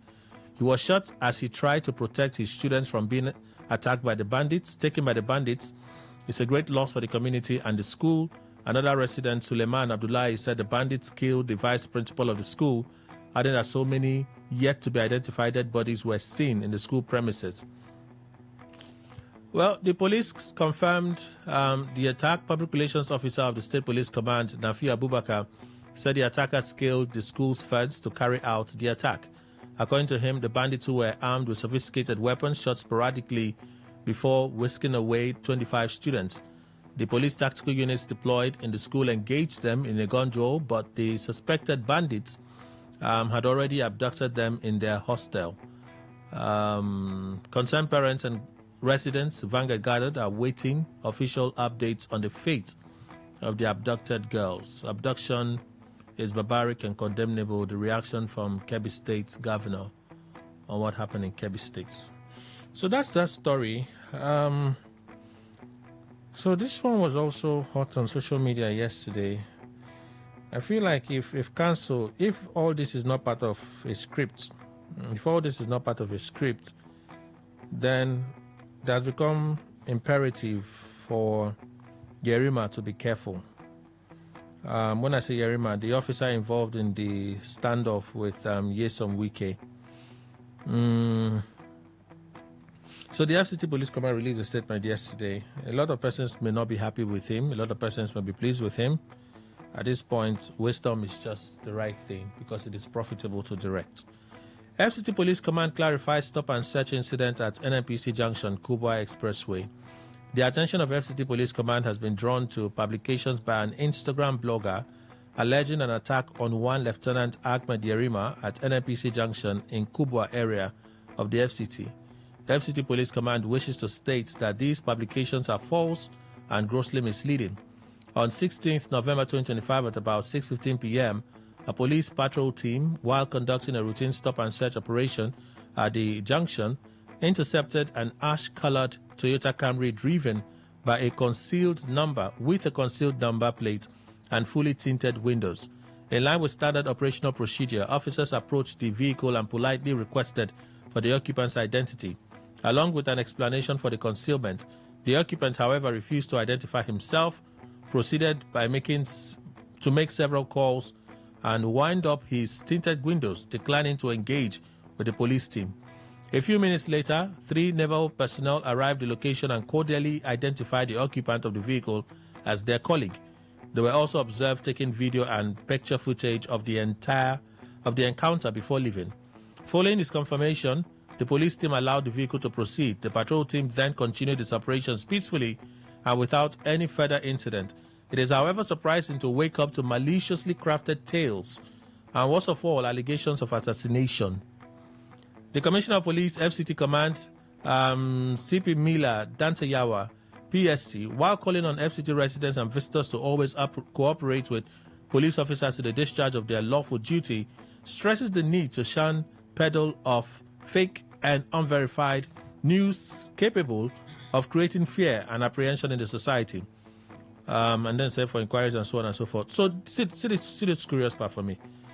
A few minutes later, 3 naval personnel arrived at the location and cordially identified the occupant of the vehicle as their colleague. They were also observed taking video and picture footage of the encounter before leaving.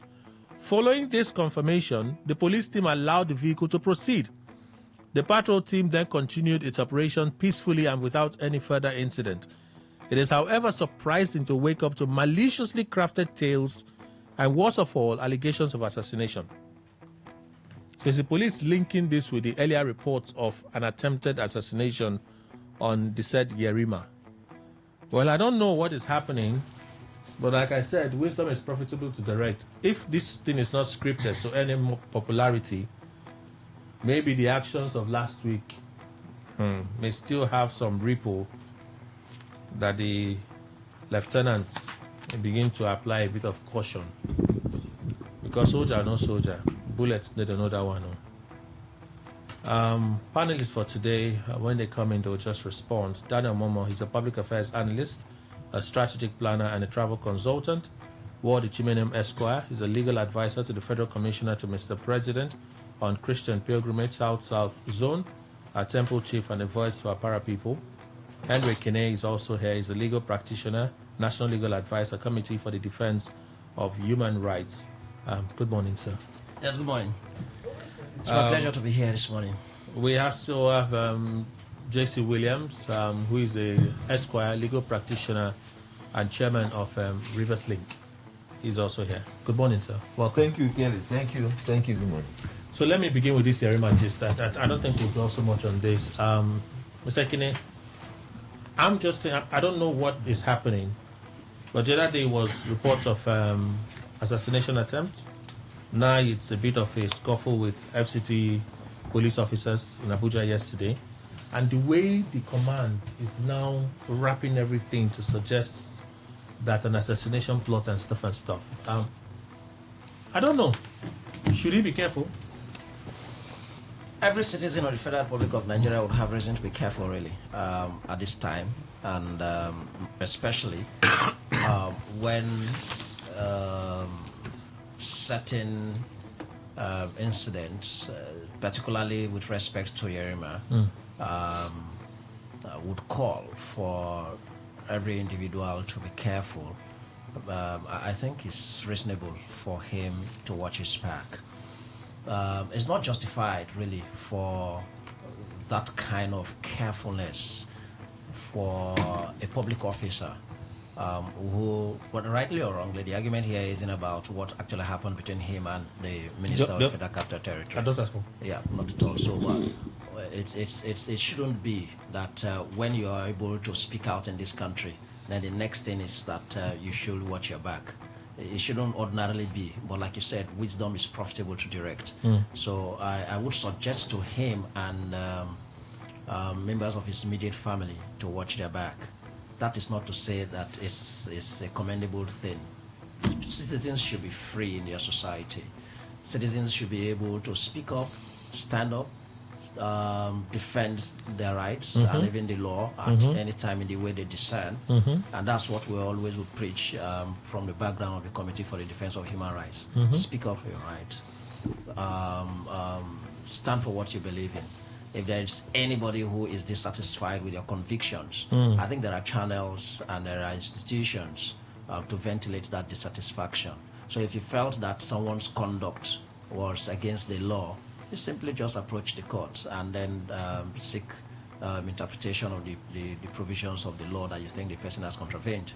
But to degenerate to the point that we'll begin to be careful as to watching our back, those of us who are analysts here, so does it mean we're degenerating to the point where if we make comments on certain issues of public interest, especially where we are strong enough to call out individuals and condemn them, as we begin to work, we watch our backs? And really, those are I would say the words of caution that some relatives really tell us, especially days of political turmoils, and we speak. Sometimes relatives will call, but they pray for you. I say, over what? Now look, you're this bold, and people will say this, do you watch your back and all that? But Kelly, I tell you, I close from my office even 10 p.m. and I walk home not watching my back. So we shouldn't degenerate to that point, but wisdom is profitable to direct, so he should be careful. Mr. Williams, you must have heard of the case of Yerima in Abuja. Yesterday we heard that there was an assassination attempt reported by the Vanguard on Sunday, right? I think it was on Saturday or Sunday. For me, I don't feel there's a lot of substance in it. While the police came out to say no such thing existed whatsoever, we heard that the military were making some strategic redeployment and all of those stuff to ensure security and checks on the road. Yesterday, he was in some kind of altercation with the police. He was driving in a tinted vehicle, covered plates. According to the police, that they asked him to introduce himself. He refused to introduce himself, and so on and so forth. 3 naval officers came, recognized him as their colleague, and then they eventually were allowed to go. But this is the part that hits me. This is the part that hits me. The patrol team then continued its operation peacefully and without any further incident. It is, however, surprising to wake up to maliciously crafted tales and worst of all, allegations of assassination. And I'm just thinking, at this point, would it be wise for him to take extra caution in his movements for activities? Kelly, thank you. You see, Nigeria, we are such a country that we like to make news even when it's unnecessary. I tell you, with what happened between the FCT minister and Yerima, even if the FCT minister have gone to sleep and have forgotten about it, even if Yerima have gone to sleep and have forgotten about it, Nigerian politicians will so escalate this thing, and they want to use it as headlines every day because of politics. I do not think. Look, the incident that I never knew who was Yerima until I saw what happened between him and the FCT minister. Mm-hmm. Nobody should use that. I'm not holding brief for any of them.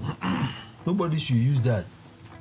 God forbid, let me tell you, if anything happens today to Yerima, God forbid, FCT minister.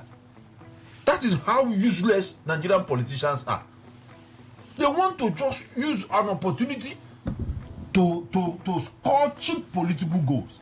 I do not think that Yerima, that was an assassination attempt. I do not think so. That you had an issue with the FCT minister. That issue is over. You must be law abiding. If you're driving a car, a tinted car, police have said no tinted car. You are not a governor to drive, or police said you will obtain a permit to put tinted car. Plate number. Everybody is supposed to have plate number. If he doesn't have those things, police have every right to stop you on the road. Say, please identify yourself. Even when, you see, that is the problem with Nigeria. Identify yourself. Does that mean that because you have identified yourself as a brigadier general or commando or whatever, therefore the law must not be obeyed? Are you supposed to drive without car plated number? That is the point. He's a governor. If it is me, ordinary me, police will stop me on the road. Let me tell you, Kelly, there's a client of mine. One day I was in court. He called me. Pastor, where are you? I said, I'm in court. He said, please, can you come to Minokoro police station? I said, sir, what's the problem? He said, come, my wife. I drove. As I got to police station, Minokoro police, you know what happened? His wife was driving. The front plate number has fallen off. She didn't know. The back one was there. So when police on checkpoint saw her, I said, Claire, who are you? She didn't know that they were about. He said, I'm so. He said, no, what, this car you're driving, who is the owner? He said, it's my car. He said, I come and say, are you aware that your plate number is not here? We don't believe that this is your car. Are you married? Your husband? She says, I'm married. She called her husband. That was what her husband called me. So when I got there, I thanked police. I said, thank you, because she was driving the car, unknown to her that the plate number has fallen off. I said, thank you. I didn't pay a dime. I just told them, please, thank you. We'll go and sort it out. And it ended there. So what am I saying in a nutshell? It doesn't matter who you are. Law is law. If the law said don't drive without the plate number, please fix your plate number. But to be very honest with you, Kelly, the way it is, the way I think, I do not think that even Yerima himself will know what Nigerian politicians will use his name this period to cause in Nigeria. Or, like you remember, I am not like Jimenem. I'm not a friend of Wike. I'm not a friend of Wike. But that doesn't mean that we will not say the truth. Let Nigerians leave this thing alone. It has happened. It has happened. Yerima should move on with his job. FCT minister should move on with his job. Mr. Momo. Good morning. Good morning, panelists. Yesterday when I woke up around, I think around 4 a.m., I usually want to go through, let me see what the news are. And then I read a press release from the police public relation officer of the FCT. Let me just read the first paragraph. He said the attention of the FCT police command has been drawn to a publication circulating on social media alleging attempted assassination on Lieutenant Ahmed Yerima. The command wishes to categorically state that no such incident has been reported or recorded anywhere within the capital territory. The public is advised, and she went on like that. So I went to some sources and I saw them tailoring all kinds of threats. Threats now, what I mean is THRE. Okay. The usual suspects. If anyone at this stage do not think that all of these are targeted at the FCT minister and the office, it's only lying. Yerima is alive. Why did he not debunk these allegations? He didn't see anything. Up to this very moment, he has not said anything. And if you think that that is not targeted at the chief security officer of the FCT, I think we are lying. So you think it's scripted? It's scripted. Fortunately, hours later, the police released that video showing what happened between their officer and Yerima. If you watch in that video, the account of the actual assassination is different from the video that was circulating yesterday. Did Yerima state that? No, the account as captured by Vanguard newspaper. No, that's Vanguard. But the police is saying this is what happened. No, I agree that you're leaning to what the police have said, and you do have a right to it. I'm just saying that the account of an assassination, right, is different yes. from this case. My curiosity is, why are they linking it? No, but because the case of the assassination was he was trailed by a black Hilux van. Allegedly? Yes. Of course it's alleged. He was trailed by a Hilux van. By who? And who is stating this now? Who is stating? It's not Yerima. Sources in the military. There are two things. No, see, let me tell you. Forget all these hidden and coded messages. Okay. If the police have said this is the account that we know happened in the FCT, I expect to see a clear statement, not coded messages. Okay. Not even when you use a coded message, it means you are not telling the truth. Using a coded message in this time, it is wrong. I expect to see a clear message signed by somebody saying we had this at a particular location in the FCT. Okay. Anything short of that is a lie. Yes. Because the police have said this is the incident that happened. If you have anything contrary or anyone, clearly state it. But when you use, I read the Vanguard, when you use coded, those are coded messages. Okay, so it is wrong. So you read the Vanguard account? Yes, I read it. So for you, no assassination. Nothing there. In fact, you will see what I stated or on the Vanguard. I said, please just few seconds. You will see. Well, this is Vanguard, and I posted yesterday. Beware of fake news on their platform because this message is fake news. Well, if as at this time the person involved, the person doesn't have to speak. But the military have to speak. The military doesn't have to speak. So we'll leave it in the realm of speculation and ascension attempt on an officer. The military doesn't have. So the military doesn't. Who is now supposed to speak? One moment. One moment. Take it easy. One moment. No, it's a target to the FCT minister. Mr. Momo, you have your opinion. That's his opinion. You have an absolute right to your opinion. It is your opinion. It can be imposed. While it remains your opinion, I can interject. No, One moment. No, I'm not saying that. No. You insist like every other thing said is no. You said the military is not supposed to release a statement. The military is not supposed to release a statement. Then who is authorized to release a statement? If it's possible. The only person who is authorized to release a statement is the Nigerian police. Then, and then this is the account of the Nigerian police. There are two accounts of the Nigerian police. The Nigerian police released a statement yesterday, which you have read. Yeah. I read that statement as well, right? They released another statement yesterday, of a scuffle he had with security men that stopped him. This one, they stopped him. It's different. They stopped him. My curiosity is, why are you people linking this one with an assassination plot?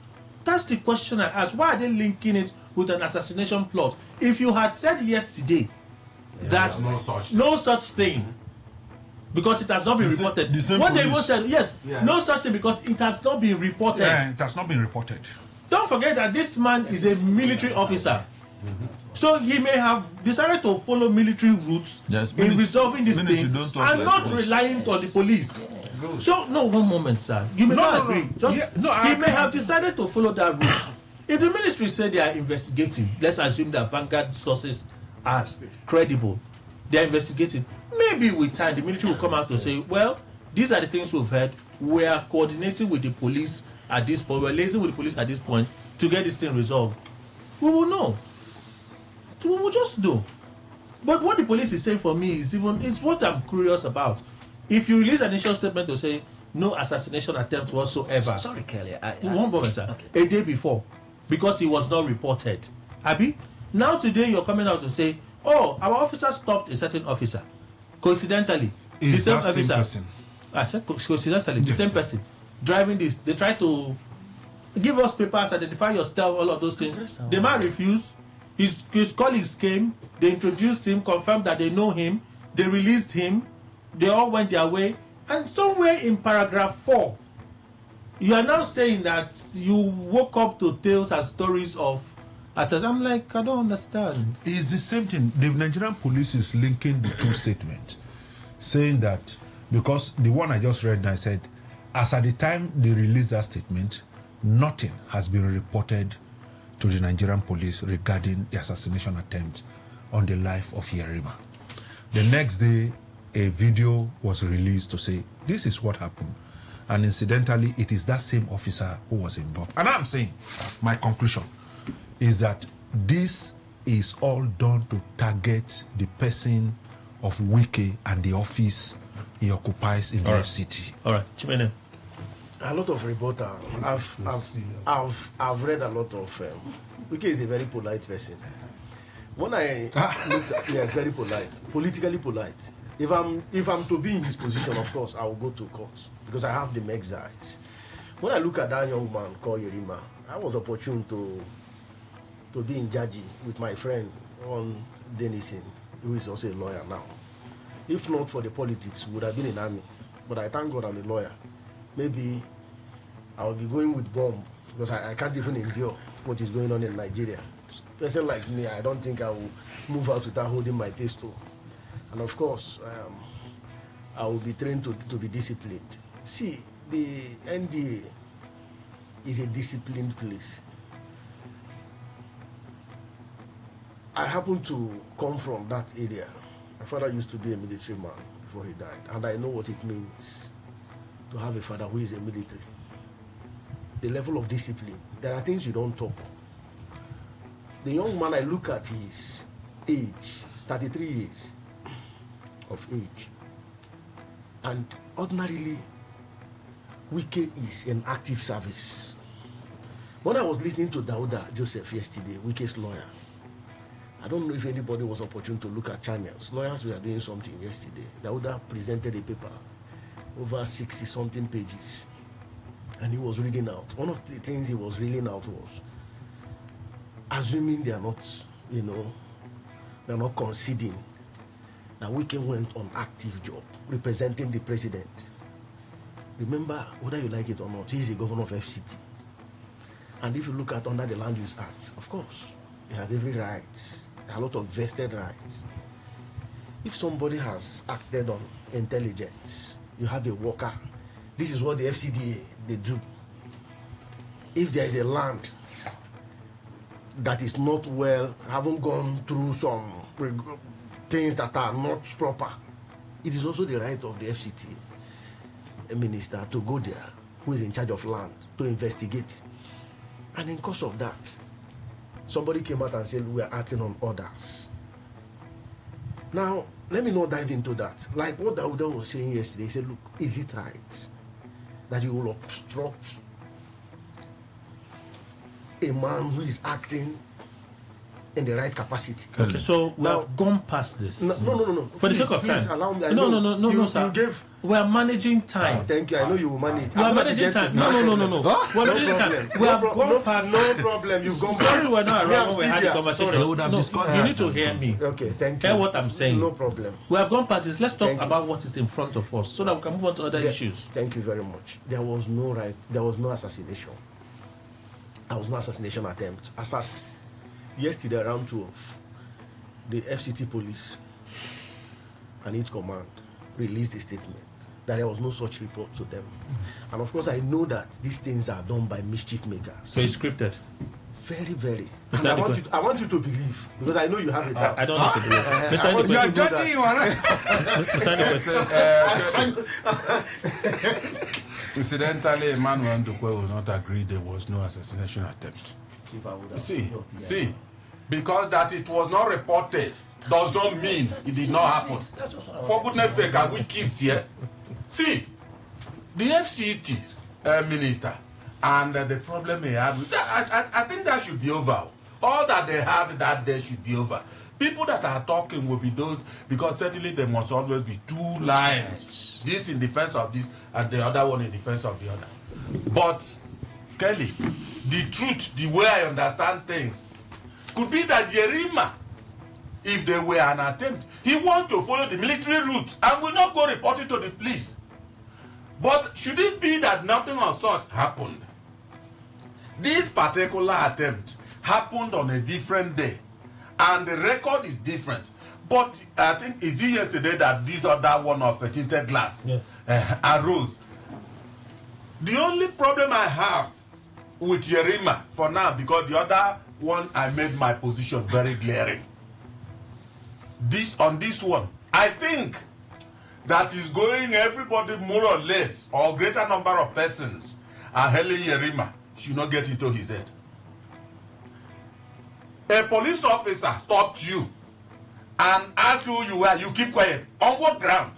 Even if you are that's what the police are saying. No, I'm not going beyond what is written. That's what the police they are saying. We've not heard from him. No, Kelly. And he may not speak. No, but the video spoke Kelly, some of those things. I am not. Did you watch the full video? Did you watch a video beyond 34 seconds? He was showing Did you watch a video beyond 34 seconds? Yes, but did you hear the conversation in the background? No. Let's get it clear. Did you hear the conversation in the background? The man is always putting on a I asked a simple question. I'm sure you will. I asked a simple question. Did you watch a video? Yes, I watched several videos. No. The video you watched, was it beyond 34 seconds? Yes. 34 seconds? Yes, let me bring out the video. Please share with me. Okay. What I'm only saying is that. Please don't share it. Don't share it. What is it with you? He's already taking a position. Please share with me. No, he didn't take a For position. myself, I'm not talking about video or no video, but I'm not getting out of what is written. That claim, if it's one-sided, until it's also substantiated that it's one-sided, nobody will come after Emmanuel, because I'm saying what I saw in the newspaper. He's making a news. Good. See, what I am saying frankly is that, Yerima, you may have maintained your professional probity, and that will make accolade come to you. However, let it not get into your head to think that you are a superhuman. Because if they ask you, what I expect is you show who you are. Simple. And further questions, you identify yourself. And then you go. Because then you read, I heard, if I heard well, because I could have problem on my ear, but others will confirm, that either two naval officers or other naval officers, were the one that came and then and everything, they mentioned that either identified him and then they left him. why is Yerima not talking? Did he, after the problem he had with a weekend in Abuja, did he now got problem on his tongue? Well, that is the issue. Okay. So let us always be maintaining decorum in everything we are doing. Nobody is above the law. Can you want to add something? Yeah, just a second. Thank you. Number one, very quickly, the police issued a statement saying we are not aware. Not saying it There did was not none. happen. Yes. I needed to state that. And this happened several times. I had to put calls through to the police public relations officer here in Rivers State. And the reasonable and responsible response from her, and I commend it, we're not yet aware. And sometimes she gets back to me to say, now we have got the report. So please, that the police command issued a statement following a circulation of certain alleged assassination attempt, and they said no report has reached us yet. Please, nobody would say that it didn't happen to the man. No. And I'm also not saying at the same time that it happened. Yes. But that's the case. That has to be clear. Because there's no confirmation. Then secondly, please, just a second, is we must understand, just as lawyers here now, judges, one of the very biggest problems for judges that they can't talk. And when they say they can't talk, is the means of talking. If a judge has opportunity to say, there are a lot they will say, they get to us as we're seated there, about 3 of us are lawyers. Sometimes they will tell you, please let these things come out. The same happens to a very regulated and regimented security outfit as the Nigerian Army. The So Navy. please, this or Navy or any of those, my father also was in the security agencies. There's a way they It was will talk 35 and a way they minutes. cannot talk. So please, for me, this thing should be allowed for investigation. All right. Whenever the police is called upon, they should investigate these assassination attempts. If they have said we haven't received, until they come up with the conclusion of their investigation. All right. So you confirm that the video is 35 seconds. 35 right? seconds. The same video I saw. Kelly. The video just showed Kelly, I was- Yerima in a vehicle, policeman talking, that they asked him to identify himself, refused to identify himself. Yerima said, "Do you people now, have you seen that you did wrong?"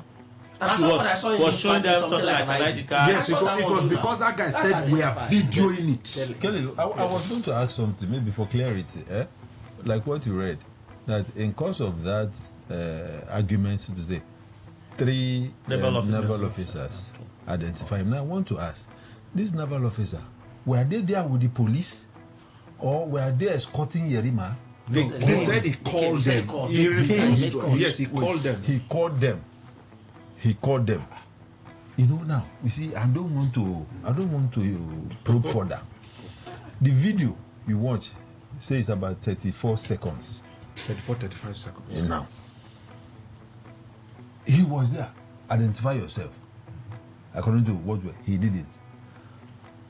How many minutes was he there to call those naval people? Were they just standing there for him to wait? Because he was seated in the car.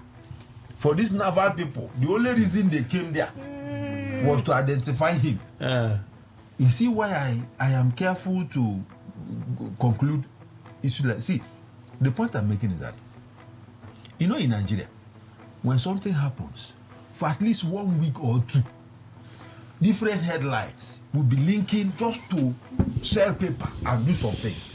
Nigerian politicians at this point should leave Yerima, an FCT minister, alone, and bring another Chimenem, case. you want to add something quickly? Just few seconds. Let Chimenem speak. No, He's I been itching spoke to after- say something. I spoke after him. No, you I- say I- something. I- Chimenem, I think it's time for I'm me in to support buy- of you, like, recommend me. Chimenem, quickly, we're going to continue shortly. All of these things, I think Yerima should trade with caution. I think he's trying to make headline. The young man is having a It might not be him. That is the point I'm making. It might be no, but that is your opinion. Now his is different. On the part of, Chimenem because knows. looking at the circumstantial evidence, on the part of moving out with a car without knowing what is on ground, I think he should just forget about making pages of newspaper. He's a young man, and I think I'm far above his age. Let him be careful and trade with caution. The military, when you look at the rules in the military, it has to do with discipline. I don't think he's a colonel. He's still within the rank and file of understanding what it means to be disciplined, public discipline. There is a rule. We are not running a military. This is not autocracy. Nigeria is ruled by constitution. So he must abide by the rules of democracy. Mr. Momo. We have seen what he said. I've seen it. There was an incident after, you know, the barracks now. This God is good used to be at that point Okay, close to Boricam. Close to Boricam. Close to A Boricam. man came, you know, this their small vehicle, this 406. He came there, I don't know what happened, he just blocked somebody. All the intervention, the man refused to wind down. He was just there calling until some bad guys started running from that point. Are you going to say from those guys? Boricam? Yes, are you going to say those guys were stationed there? No, he made a call and they came. All right. The news update, and we'll continue. Please stay with us.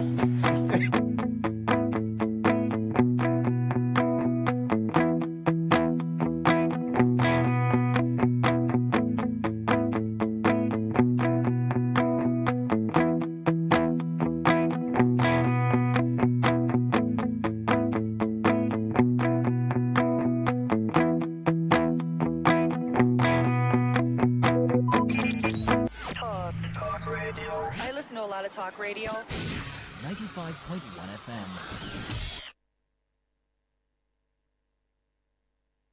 Whether it's happening in Port Harcourt, South Sound, Nigeria, or around the world, we've got you covered. On air, online, delivering balanced news and unbiased analysis. Today, 95.1 FM. Today, 95.1 FM, Port Harcourt. News update.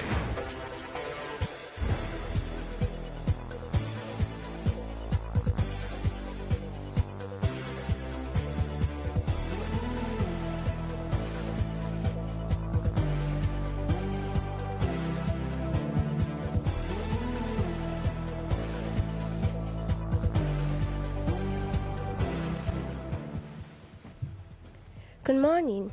Here's the news update on Today 95.1 FM. I am Miracle Emmanuel. Former Kaduna State Governor Ahmed Makafi has resigned as Secretary of the Board of Trustees (BOT) of the People's Democratic Party (PDP), insisting that the party must uphold its zoning principles to maintain balance and fairness within its leadership.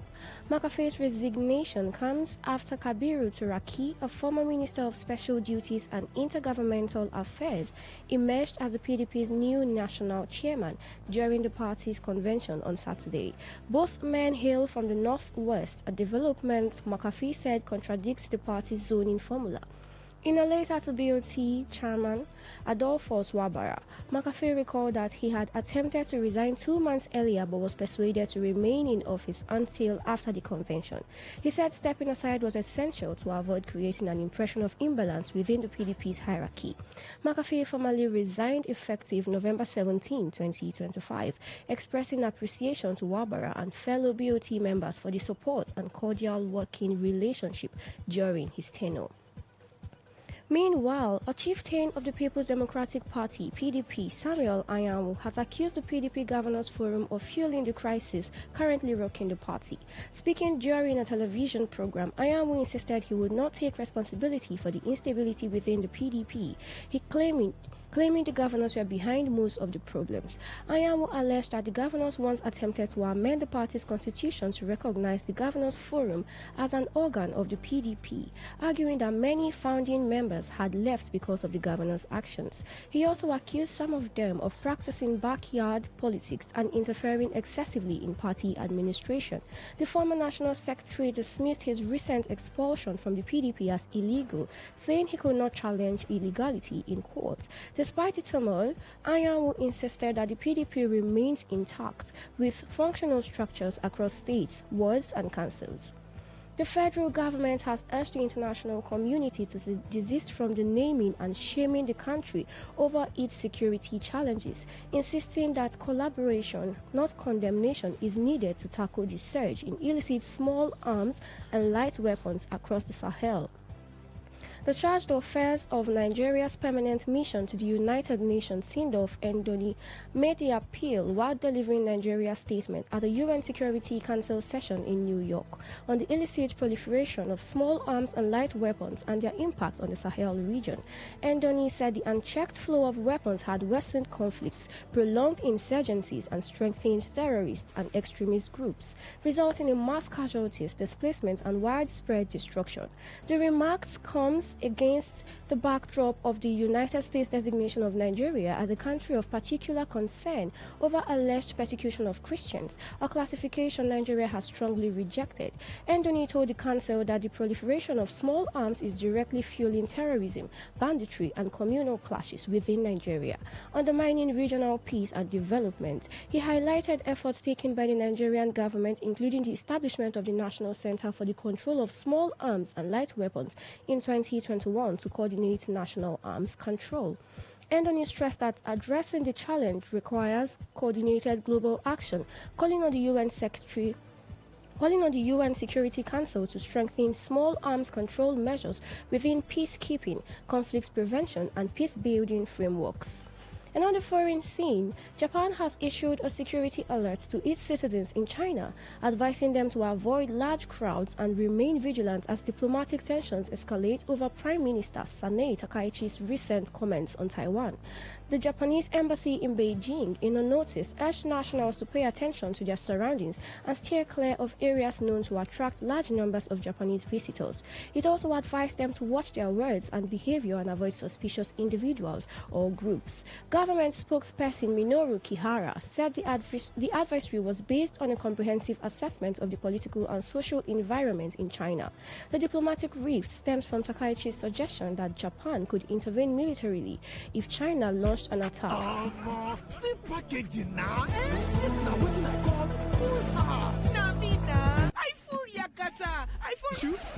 Who they talk about this one? And they talk about this Peak Yogurt Drink Full House Pack. Where they your hand? The Peak Yogurt Drink. Where they for 1 liter Full House Pack with plenty refreshment. Get fresh cow milk. Enjoy the Full House mede. Where carry plenty obonge vitamin and minerals.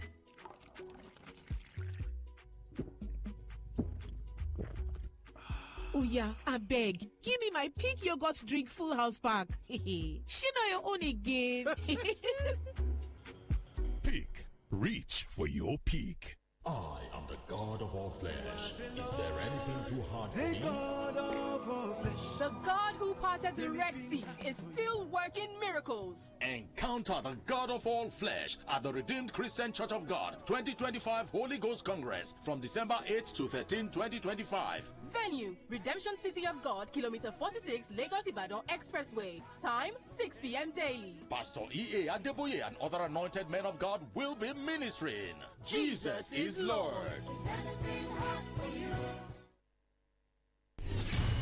Stay informed, stay ahead. Tune in to Today 95.1 FM for the latest news and exciting sports updates. Your trusted source for everything you need to know. Today 95.1 FM, the voice of the people. All right, thank you all for staying with us. Let's move on from here. We thought we'd gone past this stage, the abduction of school children from their schools. This happened yesterday. Same old story. They came in early, no security. They had all the time, kill people, left. Presidential statement. We'll do everything to get them back. As usual. Did you also think that we've gone past this stage, or it was just a question of time? Mr. Momo? Sorry, I didn't get that, but when you say past this stage... Past the stage of terrorists getting to schools and abducting children. No, they will do more. You mean we've not gone past it? No, not at all. We have not even scratched the surface of how to solve this issue. If you look at Maga, that point where the school is, in Kebbi State, the closest police post to that place is almost about, if you have a 1 hour drive. I'm not even talking about a police station, a police post. And it's a boarding school? Yes.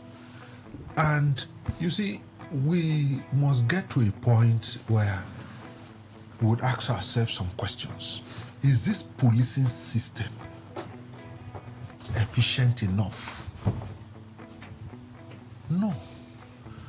Remember during the Buhari's time when there was a debate about state police, the northern governors refused state police, rejected it. And we must ask ourselves really, is look at the Southwest, for example. They are practicing what they call, is it a Motek or something? Regional. And it's helping. But the North, nothing. We are relying on the Nigerian police. I saw some videos yesterday. Probably I'll share with you. If you see where these guys move with their bikes,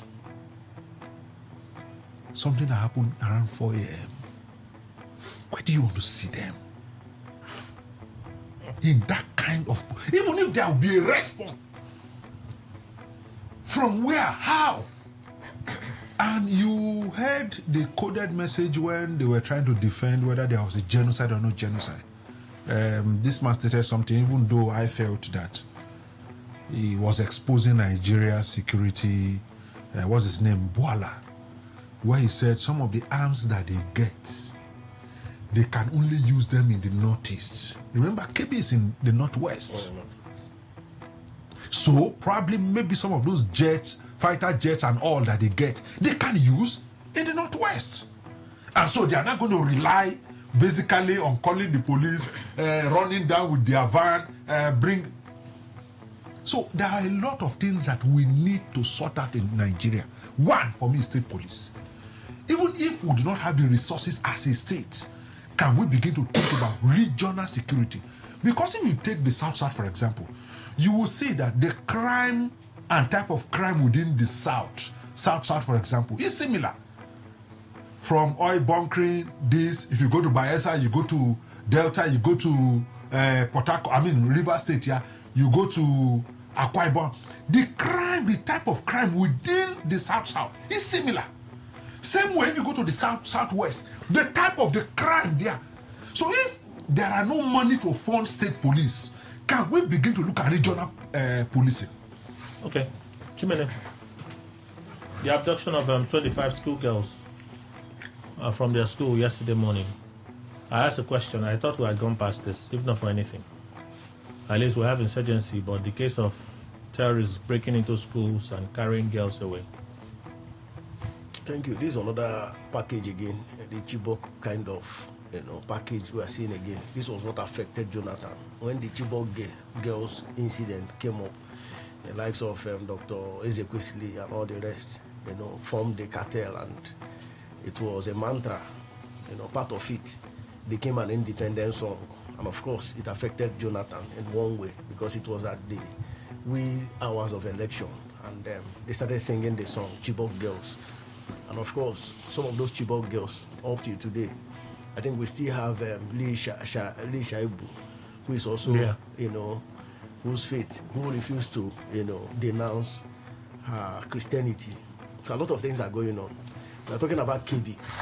Kebbi was created from Sokoto. Sokoto used to be very big. It was created there. The person that created Kebbi State was Mohammed Akanta. He created, Kebbi State. And the idea of creating Kebbi State, if you look at the partitioning, of course, you see the porosities of the borders. I've been opportune to be in Kebbi. You see, the way people walk in, there was one that I told you, how people walk into this country with kerosene from Cameroon, somewhere in Lagos. Just a track road, you just enter. I met somebody here in Port Harcourt. I was speaking English. He was just doing like this. That he doesn't understand. I said, and this guy was fully dressed. I said, where are you coming from? He said, he's from Benin. I said, how did you come in? He said, we're not entering their own. He just did like this. And he was speaking, the native language in Benin. And somehow, my heart went to immigration.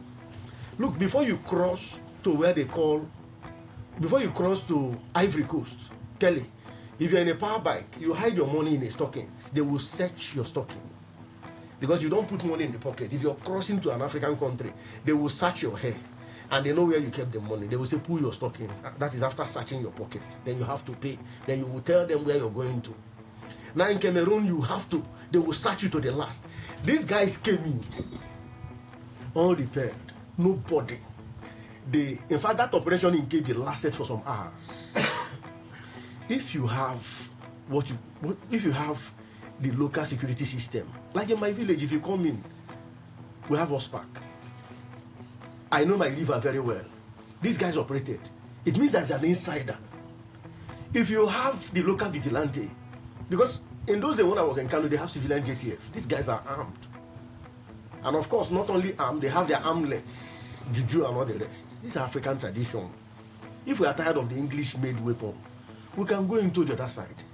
So we need to localize security. Yes, we need to. Because do you know what these guys do? I was looking at the fire, how soldiers are shooting at. Because if you go to Facebook, there's a man that usually posts a live kind of war, the theater of war, live. What is going on? Some of these people, as you're shooting them, they are walking down. As in they walk down, these guys on bike. It's as if the bullet is not getting to them.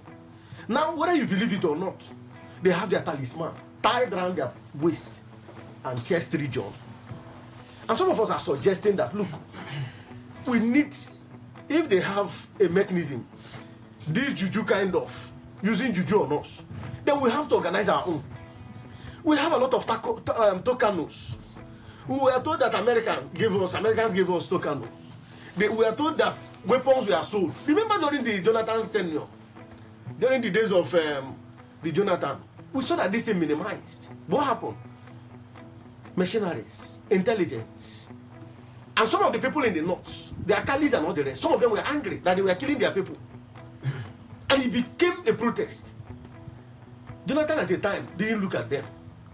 We were traveling from Jaji. All right. So what I'm saying is that the order is easy. Like the president has said, look, ensure that you bring these girls back. Okay. Can you go to that place? These guys are with firearms. Look at the testing. So without localizing security, we cannot provide security. If we are talking about police intelligence, you need the community people. Kelly, right. I know the stream in my village. Okay. I know the length and breadth. We need to incorporate the villagers. You can take them away. But when you bring a man from Port Harcourt, who is a military man, to Kempi, he doesn't know the terrain. Right. What do you expect him to do? The major generals are tired. And look at what is going on. We have the incident of sabotage. I don't think you should be speaking for them. They didn't tell you that they are tired. When you investigate, these are the things. You see, I read about the account, about the rot in the army. The motivation too. How many of these people are being paid? You don't send a man who is hungry, say, look, go and do like this. You're raising so many allegations. No, these are the... No. You say being paid. I mean, they're not coming out to say they are being owed salary. You could have a system where... Well, I know you want to have a defense, but these are the realities. But it's okay. Let's be factual. These are the shortfalls. No, these are the pitfalls that are going on. If you take the demography of those that are the motivation, of course, they will tell you. If there was a time soldiers were not paid their salaries and they came out to complain, it doesn't mean that the soldiers are always owed salaries. Do you expect them to come and talk? No. We've had a time. We have to go for a commercial break. When we come back, we'll continue.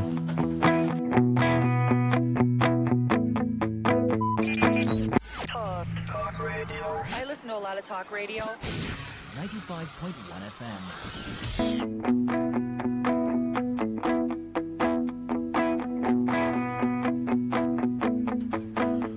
Thank you all for staying with us.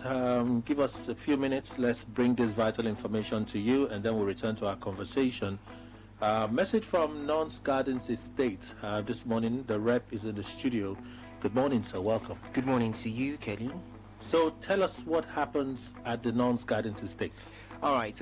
The company actually is Non's Luxury Homes Limited. They are a new company right here in Rivers State, also doing a lot to ensure that Rivers people can get cheap, reliable, as well as genuine lands to invest whatever they make out of their jobs, yes, their resources. So Non's Luxury Homes Limited has the Non's Garden Estate in Omagua, just around the AP Junction, 5 minutes drive from the Port Harcourt International Airport. That location could also be accessed from the ALU axis of the University of Port Harcourt. And it's, as I said before, it's a genuine location, genuine land, table land, upland, dry land. It's also well designed when it has to do with road networking, and very cheap also.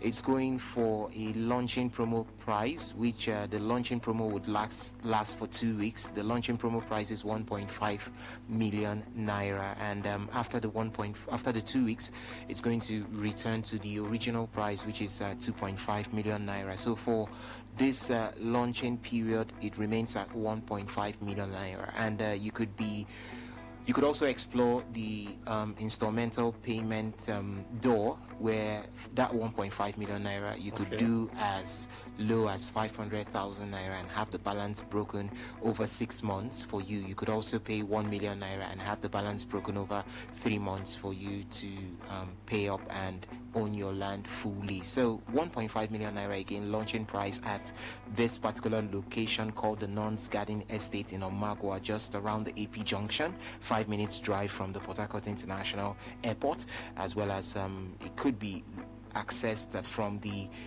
Airport Road, Igritali. It's open for you at any time. Walk in there and we'll talk business. Okay, so it's a launch price, yes? Yes, it's the launching promo price. So is there a time period? Yes, there is. 2 weeks, so you must take advantage of it right now. The launching promo price for this particular location, one plot of land, is 1.5 million naira, and after 2 weeks it returns back to the original price, which is 2.5 million naira. If you know that location, go there. You'll find out that lands around there are sold for 2.5 million naira, 3 million naira for a plot of land. But you can take advantage of the launching price we have right now. The launching promo is on. It's going to be running for 2 weeks, and on that ground you get a plot of land at the Nuns Garden Estate Omagwa for 1.5 million naira. Remember, again, that particular location is just around the AP Junction, 5 minutes drive from the Port Harcourt International Airport. You can also access it from the Alo axis of the University of Port Harcourt. Genuine land, table, upland, dry land. You don't have to worry about flooding. It's not swampy, and it's been well designed. Good access road, good drainage also to go with it. 1.5 million naira, as cheap as it is. You could also explore the pay small, or call it installmental plans, which for that 1.5 million naira you could start with as low as 500,000 naira for that installmental plan, and you have the balance broken for you in 6 months. Or you could explore the 1 million naira channel, and you have the balance broken for you in 3 months. Okay, so for those listening to you and thinking why they should buy from Nuns over the others, how do you convince them that that's the right decision they should make? Yeah, Nuns Luxury Home Limited is a real estate company that has been in action. It has been in action for quite some time, but just got into River State, and they've got a good track record. You could check it out. Most likely, as it stands right now, they are in River State to point Rivers people towards genuine lands. Yes, genuine lands, and that is one of the key factors with Nuns Luxury Homes Limited. They make sure that whichever land they bring to you is genuine, something that you could buy and be rest assured that you've got a property for the future. So that's one reason why you need to key into it, because whatever you want to do, ensure that those you work with are genuine, and Nuns Luxury Homes Limited is one genuine channel for obtaining landed properties right here in the city of Port Harcourt. Okay, let's recap. So one property is selling now for how much? For launching price 1.5 million naira. The location is the Nuns Garden Estate in Omagwa, just around the AP Junction, 5 minutes drive from the Port Harcourt International Airport. As well as you could access this particular location through the Alo axis of the University of Port Harcourt. As I said before, it's a location having genuine lands, table uplands, very dry and well designed, access roads a lot, as well as a good drainage, and the launching price there is 1.5 million naira. You could explore the installmental payment plans for this particular one, 500,000 naira you could put down, and the balance of 1 million naira will be broken for you in 6 months time, as well as exploring the 1 million naira channel, where you installmentally pay 1 million naira and the balance of 500,000 naira will be broken for you in 3 months. If you delay after 2 weeks, the price returns back to the original price, which is 2.5 million naira per plot of land in this particular location. So take advantage of it. Call the phone line 0808 414 6285. That is 0808 414 6285. You could also call the other number, which is 0913 234 238 2724. That is 0913 238 2724. You could also walk into our office, which is at 120 Airport Road, Igritali. Okay, final words before we go. Final words, as I always say, you have something doing, you make money, do not blow all that you make. Ensure that you invest, and the best way to invest these days is in landed properties. Look for a good land property company and make sure you invest. Non's Luxury Homes Limited is one of those. Very well there for you. Thank you so much for making the time to be here. Thank you. All right, we'll return and our conversation will continue in a bit. Please stay with us. Today 95. Live from the Garden City of Port Harcourt, Nigeria. This is Today 95.1 FM.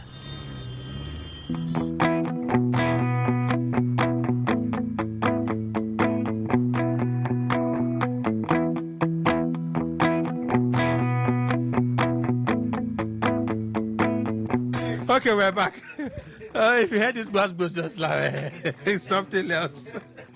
All right, thank you for still. Let's continue. Let me go straight to Mr. Williams. The attack in our school, the Kebbi attack. 28.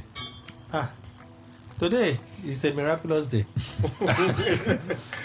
I was thinking we've gone past it, but apparently we're still here.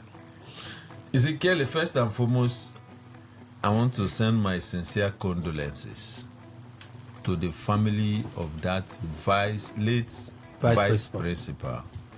You know, just like all of us are here planning how our Christmas and all that will be, a man who was at his place of work to take care of our children, not his own children, to take care of our children, men of the underworld met him there and slaughtered him. My sincere condolences to his family. You know, that said, I want to say that the Nigerian government is paying lip service to security. It's not about genocide, no genocide. Lip service to. I remember when not Chibok, the first one that happened was Chibok. That was the second one that involved Dapchi. I remember Dapchi happened in Yobe State. There's also been an abduction in Kebbi. Yes. There was an abduction in Kebbi too. But when that one of Dapchi happened, that was this agreement that all the schools in the north, I know, federal government, that there will be security stationed, police in all the schools in the north. You know, when I watched that thing, that school, when I saw that school, and I wonder, you mean girls' school still in the north today is without security? You know, sometimes the way we hear of this kidnap and all that, sometimes I'm tempted to believe that the government of the day, whether it's government of Tinubu or government of Buhari or government of Jonathan, I am tempted to believe that government has a hand,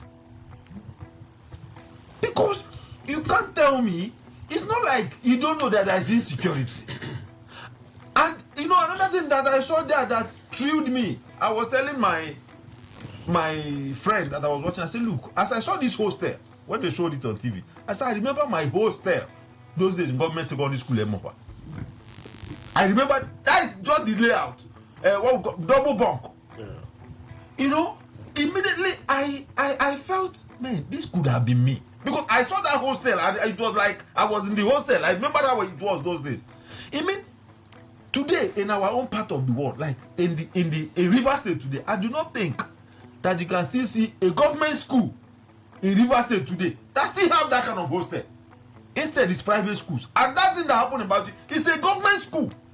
Meaning that even in the north, government schools still function that way. with hostel and a bed, everything. That is what our children are no longer experiencing in River State. There is no government school that is still hostel like that. But we are oil-rich state. So the point I'm making is that the government of the day, whether federal, state, local government, they are paying lip service to security. You see, you don't be surprised, Kelly, that you see those guests might be there. After 2027 election, they might be there. The likelihood that they will be there is that, what? Because I believe strongly that it's politically motivated. I also tell you one thing. That was the same pattern when Jonathan, the first what one that happened in Borno, the first one. Chibok girls. Whether we like it or not, Chibok girls contributed to not Jonathan losing the election, but Jonathan not returning as the president. Because even before some of us in Nigeria could hear that there was an incident like that we were already hearing, bring back our girls in America, bring back our girls in London. So you see the same trend again. But what baffles me most is why human beings should play politics with the life of children. Okay. Why human beings will feel that the best way for me to win the election or the best way for me to be in government is to plan that people's children should be kidnapped and killed. It is most regrettable. So government have to wake up. Government has to wake up. Sakine? I think I would join Williams to really condole the family of the vice principal. And right now, I heard you even say that one of the eyewitnesses said there are other dead bodies, probably unidentified at the moment. And I don't know if they were of children, like students, or staff, teachers. But whatever it is unfortunate. I also imagined when your lead question was, you thought we've gone past this. I also would have expected that we should have gone past this, but we really haven't. And I think I would agree with Momo that perhaps, maybe more, because of the way we have handled security. I don't know much of what to say with this, because it's been the same story, same thing, the schools that have been cited here, Chibok, elsewhere. But what I think really, what about day schools? Even in the north there, don't they have regular day schools? What about down south here? Not all schools are boarding schools. So if there is even an advantage of having boarding school in terms of quality of education, maybe we'll suffer that instead of the loss of lives. Shut down boarding system in the north. The government could think in this direction. Since we cannot police all the schools, that's another thing. Because even during Chibok, I think there was a time that we were thinking that all the boarding schools should be secured. At some point, it was even suggested that the civilian JTF, some of them should be deployed to the schools. But that didn't seem to happen. So shut down the boarding school, let everybody go to school in the morning and then come back. But that shouldn't also rule out the need to secure the schools as well, the routes to school and then the schools. But one reality is about the geography of the north. And truly, the way we are here down south, how communities are close, it's not like that in the north. Some of us down here in the south don't even know that some of these states in the north, a state, not to, if you like, they say the market, but the reality is that maybe like 2 of our states here put together is the stretch of a state in the north. So sometimes the way they are dispersed and their communities are, I've lived in Kano. Well, here we're densely populated. Yes, so the way, if I'm driving from here to Ahoda, you don't have anywhere to even worry about seriously. Somewhere, in fact, those of us who drive straight on the Ahoda road, the East-West road, even the time we had those kidnapping, the area that we even fear, right? Pedal like 5 minutes, you're through from one to another. Maybe one of some of these more area. That's one of those that you see the bush a bit, and then from Indele to probably Elele, but it's not like that elsewhere. And you see these checkpoints there on the road. It's a bit difficult at all of the schools along the road there, and most of our schools are in the town. Mention all the local governments that have gone across in River State were close like that. And the same way, if you're even traveling from here to Warri, is just like lanes like that until you get to Benin. But it's not like that in the north. You probably will be driving from here to Ahoda, you haven't seen a house. That's correct. So if it's more now, it's even more, you haven't seen a house. My younger brother has been in the front in this fight against Boko Haram. When he comes, I was speaking with him even yesterday, and he tells you the reality. I think I should say this even is on air. My brother, when they were in Maiduguri, they could really be exchanging fire with these guys when they come out. In their numbers in the crowd, for them, the personnel of our armed forces that we should respect, right? They are fighting with caution, really. But these ones are fighting with all determination. He said, as they are shooting, even when they get them down, they are coming. The ones in front will not be dragging the one that has fallen back. So the one that you've dropped now, you see that people are just coming, they are picking up this one that has fallen. They are just taking him behind. So meaning that the dead ones are rather behind, nobody knows what, but they are just still coming. It will get a point. So it's like constant reinforcement. Yeah, I'm telling you. So it get a point that they will rather even go in the culvert. And then let's wait until the gun battles and the rounds are down. So there is real war in some part of the country. How much longer would we expose our children? And this is a warfare. This is a strategy by these terrorists and insurgents. The strategy for them is they can't defeat the Nigerian army, but inflict, that's terrorism. The other time we're defining terrorism. It is deliberate inflicting terror, fear, pain, and the susceptible proportion of our population are actually children and women. So when you inflict this pain in these children and in these women as a terrorist, for them is defeat. It's not actually how many of Nigerian military personnel that would gun down, but how many children they would take into captivity and even kill women and children. And since we can't secure these children, why not then shut down perhaps a boarding school, teach them in a way, and declare state of emergency in education, not the kind that was declared in River State. I don't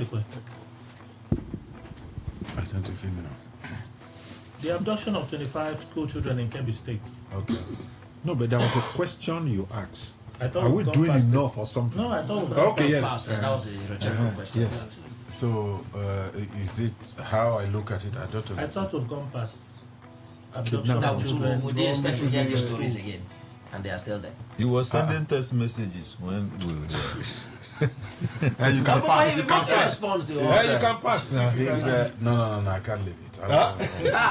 The truth is that, Kelly, so long as it's Nigeria, this thing will always continue because we are in an era of terrorism. And once there is terrorism and the terrorists are not stopped, it will keep on happening. Now, if you remember exactly, was it in Zamfara, the way were they going to Sokoto, those coppers, the way they halted them and kidnapped them and all that. It took a long time, after several pleas and all that, before they were released. So, this particular one, I think the President has made comment, at least he said intervened by his comment. Just like when Buhari was in government, he will always condemn and then commiserate. Always, any tragedy. Then I keep on saying, does it mean that our government is always sitting, not acting, maybe not being proactive, but always being reactive? So, I hope and wish that the President has given this command, that they will do all they can to bring them. But Kelly, do we remember exactly? I think it was in Borno State when this Boko Haram was, whether it was Jonathan or yes, it was Jonathan. And it was Buratai that was the chief of army staff. At that time, some people deserted the army and said the forces of these insurgents, the weapons they were coming after them, that they don't have it. Meanwhile, every year, they will budget a lot of money for arms and ammunition and all that. Yet, where they were entering, only God knows. I think it was Falana that took up that case, and they eventually were court-martialed, some of them also. Now I'm asking, these people, the President has given the order to rescue these students. Are they going to do it by magic? I hope they will equip them to the point that, because it's only when you subdue your opponent that you will be able to rescue whoever is in his custody. So let's have such hope. Well, but you also recall that we've had a situation like this in Kebbi State under Buhari. Buhari gave orders and the military were able to get those girls out. Let it happen. Even in Dapchi, similar thing happened. I think it's in Dapchi that Leah Sharibu became a victim. But it was the same soldiers that went ahead and rescued a lot of the girls. That's what I'm saying. Let it happen that way. Let me inform you of something. Quickly. In Castina State now, about 18 local government is under the watch. Yes, under insurgency now. 18 local. Yes, I have a friend who is there now, and those local government chairmen, the ones that are still in operation, have to broker truce with these insurgents. What they do, they pay them. So you can see they have turned to be salif. As I speak to you, some of the local government chairmen are in Abuja. They don't care. So when you say a whole local government, let's even assume Obia, as big as is in the hands of this. Now, if you need to ask, that is where the former president, who is a military general, is from. So this thing has to be, I think it has to do, it's more of political. Let me just tell you something. What he just said now. During Buhari's time, there was a similar thing that happened in Kebbi, right? Yes. And then he gave a marching order to the military, and those children were rescued. Let me tell you why that was possible. That was a government in power. It wasn't time of election. That time Nigerians were like, insecurity, what is happening, what is happening? Then the stage managed that one, and those children were found. And now say, government of the day was working. But you know why this one is difficult? This one, now that's happening. You know why it's difficult? I don't know. Election is by the corner. Think, any time there is a kidnap of this nature or adoption of this nature, those children never come out. You know why? It is politics. Well, that is your position, but we'll have to wait and see what the military can do. I like to take your reactions quickly to Fayose versus Obasanjo. There, Baba Obasanjo, I trust this makes you well. You're coming to my birthday party. I appreciate, except for your very irresponsible comments at your age. You went so low, but I'm not surprised because someone once said you are supposed to be kept away in the zoo. Sincerely, that's where you belong.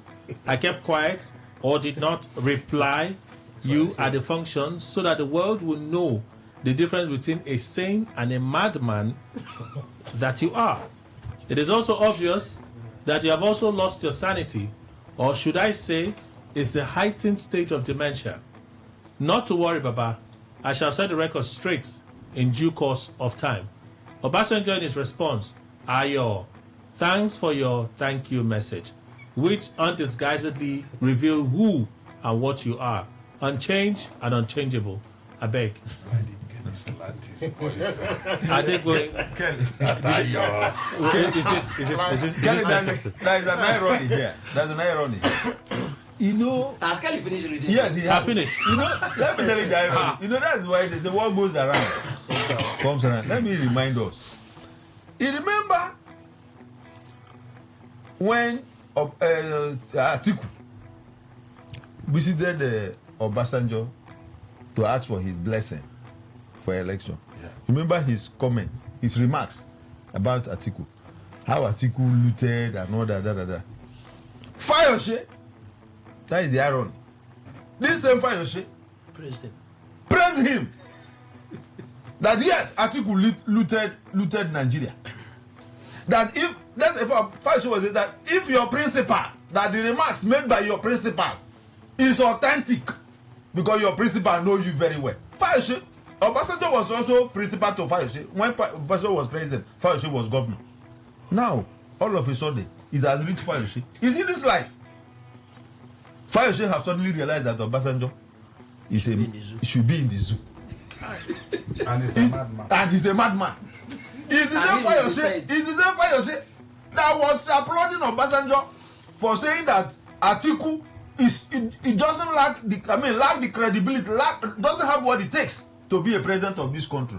They use it as campaign. Today, it will reach him. Obasanjo is a good man. That is life. Mr. Momo. It will reach all of them one by one. I think it's a two things. There are certain responsibilities that comes with age, and then it comes with. I was reading something this morning, a Bible verse from I think Ecclesiastes or so. Do you go to church? Where he said a person who talks excessively often lacks substance, sense, and discretion. Obasanjo was invited to that birthday as a father. In other words, there are certain responsibility accorded to a father. And he came there as a father. There are certain responsibilities. That one of it is also to tame your lips. It's not everything. It's not everything you say in public. As a father. Yes. It's not everything you say in public because... But he didn't go as a father. No, I'm coming now. No, I don't know that. There are certain things, yes, you say in public. There are others, it's with your son in the room to say, you should have done like this, you should have done like this. Now, that is for Obasanjo. If Obasanjo has also done that, Ayo has crossed the 60 platform. It's on 65. In other words, he should now be regarded as a statesperson from Ekiti. Yeah, he's Wike's younger brother. Also, they should talk with sense and discretion. That's Ayo. Ayo. So both of them are at fault for you. Yes, as I said, it's a two-way thing. As what they call in Yoruba Omoluabi. Even if your Omoluabi means like if your father even says something to you that is not, it is not of you to reply him in public. It's not of you to do that. Then he didn't just say that. That is when he now, that's why the pettiness. He now remember the money he gave him and say, please refund my money. But does it expose the character of Fayose? Both of them. Both. No, let's assume that Obasanjo's case. We know how Obasanjo when he goes at events, and the way Obasanjo speaks. So it reveals the character of both of them. Both of them. Okay. If I invite you as a father, and remember, there's this thing between them. They don't relate. He even said it that in that party he was asked not to come. Yes. And he came. And right now you'll be regretting. So no, not regretting. Perhaps you should have listened to those that both of them. For example, let's even assume Obasanjo said something that was not correct. There are people Fayose can report to that can reach out to Baba. Why would they have said this in public? So for me, to both of them, there was no discretion. That's what happened. Chimene. Well, if you look at Aremu Ola Obasanjo, I prefer. No, let me leave Matthew. That one is Babylika. I don't want to make it. So Matthew is a Christian name. So let me, because where I saw him, the position I saw him is on Christian. So you see, maturity. For there to be maturity, there has to be responsibility. You see, I respect Obasanjo. But where I started getting angry with Obasanjo was during the Green Tree Agreement in Cameroon, where they had to seal most of the lands today, even though they claim it was given during the Nigerian Civil War. That was a conspiracy on the side of Obasanjo and Atiku. You were invited to a birthday party. I read the script. According to what I read, he was to go to Kigali to spend his time in Kigali. But at when Fayose called him, Fayose sent an emissary. And in course of that, the person, he said no, he wanted Fayose. Even when Fayose got to his house, Fayose had to send somebody to go and check forgotten the man's name, so that to look at his reaction, because Baba is always like a time bomb. You can't predict him. So, having come, he also demanded that Fayose should give him money, since he will not be going to Kigali as at the time. Fayose sent him some bags, because that thing looks like bag of money. Because from what Obasanjo described, he said he has not even opened it. So it means it was a bag of money that he wants to Fayose pay for the plane. But from what he said, from what I read, Dangote had to send a plane that will take him to Kigali immediately after the birthday. If a child said, I'm sorry, you have to forgive him. This is a birthday. No, but he said he had forgiven him. Thank you very much. It was out of that, I have forgiven you, that he attended the birthday. You don't need to come and be, you see. So the history he gave, who needs it? It's a precursor to, I think what he said became, in fact, that was even what angered them. You can't come to a birthday party at a man at 65. He's approaching, he's an elder state person. He's an elder. Now, you don't start, making him look as if the wife is there. But is that worse than a 58-year-old man called a 65-year-old man that he's his younger brother? And the 65-year-old man was laughing. No, he didn't call him that. That was a joke. That was a joke. That was a joke. What a joke. That was a joke. Okay, let me repeat that joke. Let me repeat that joke. Let me repeat the joke. Let me repeat the joke. As an uncle, look, you want to please allow me to leave my microphone. I'm still on the microphone. You started lashing out. In fact, the worst, the one that broke the canon's back was that he asked him not to dwell on poetry. Fayose went to poetry. That wasn't the bone of contention. Okay. And when he got there to look at the hen, they were not excreting. Okay. I don't understand this Obasanjo. It could be proverb. It's a proverb. No, he said he went there. That was the project that got him angry. Used to remove Fayose. No, that was even that when he got there, the hen may have packed all the excrete. He said when he got there, they were not excreting. And being a farmer, if you have a large bed like that, they are not excreting, then it means that they are dead already. Okay, so Obasanjo went too far in his comment. Yes! So Fayose is writing this thank you message. You see, that message was apt. It's apt, yeah? Very apt. You see, Fayose is very cerebral. In fact, one of the best people. In fact, Shetima described him as second to Wike. Okay. So no, first to Wike. No, he's a second. Oh, okay. Yeah. Oh no, equal. Two of them are equal. So what I'm trying to say is that if not that we are living in a country where mercy has become part of leadership, Obasanjo is supposed to be in prison with what we have at that library. Because Obasanjo said, in fact, Fayose replied him that he gave him 10 million naira during the all the governors contributed 10 million for that water library. In fact, like he should return it. The library. In fact, Fayose said it's as a result of corrupt proceeds that built that water library. So for me, I think they all have, Obasanjo has seen a lot. And if I happen to be part of those that will achieve that, get to that pinnacle of leadership, I think I will question his riches. Right. Let him not begin to point at Fayose. Fayose has not done any evil. In fact, one of the best leaders in Nigeria is Fayose. He's among the best leaders. You wanted to say something that time. No, I will not. Both Chief Obasanjo and Ayo Fayose are very wrong. You see, a man must be older than another.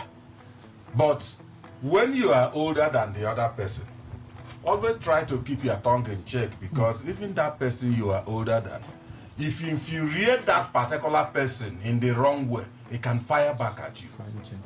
And that's exactly what has happened between Ayo Fayose, the thank you message, and what Obasanjo. Thank you for thanking me. For goodness sake, the Chief Obasanjo, was he invited to go and rain invectives on Fayose and his wife? Well, did he rain invectives? He did. It was on a historical path. You see, whether historical or it was whatever, on a historical path. Where he slanted it. He was chronicling the life and journey of Fayose. Was it what he was brought there to talk about? The spirit but you remember when Mr. Momo said he was invited as a father. Sometimes when you invite, when you invite a father to show up, yes, the father speaks at his liberty as a father. No. And at that point, it behoves the father to see what he wants to say and what he doesn't want to say. Your father can show up. My father can show up at an event, and the things I'm not expecting him to say, I give him a microphone to say. My father can begin to say some very funny things about you.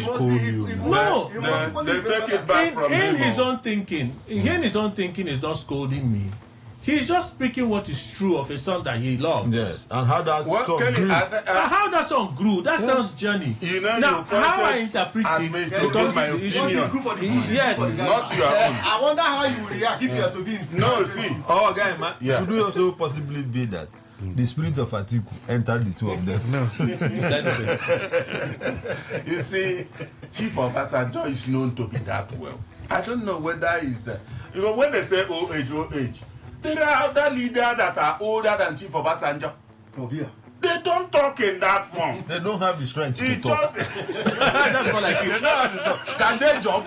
Even when he visited Sheyi, how him and Sheyi was one at the job. Obasanjo is still traveling though. Yes.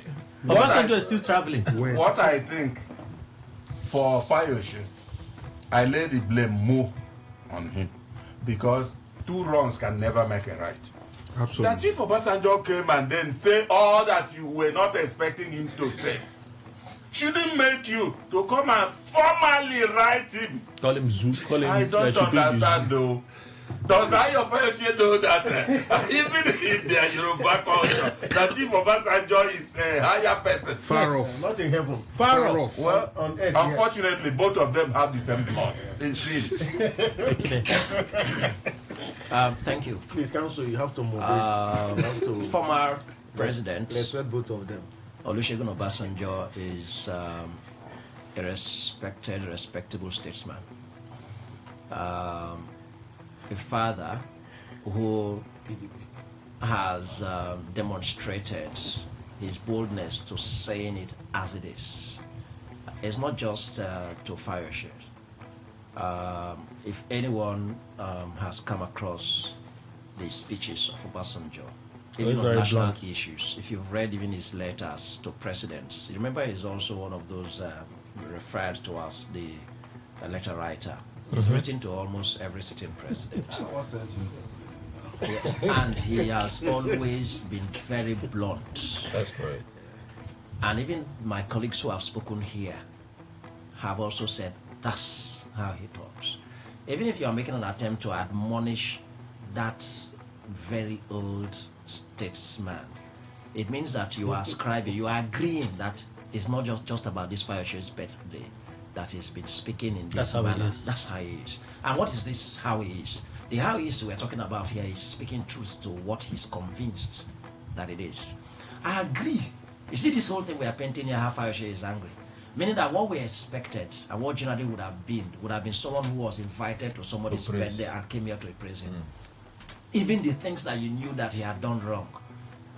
That's not what a father would do.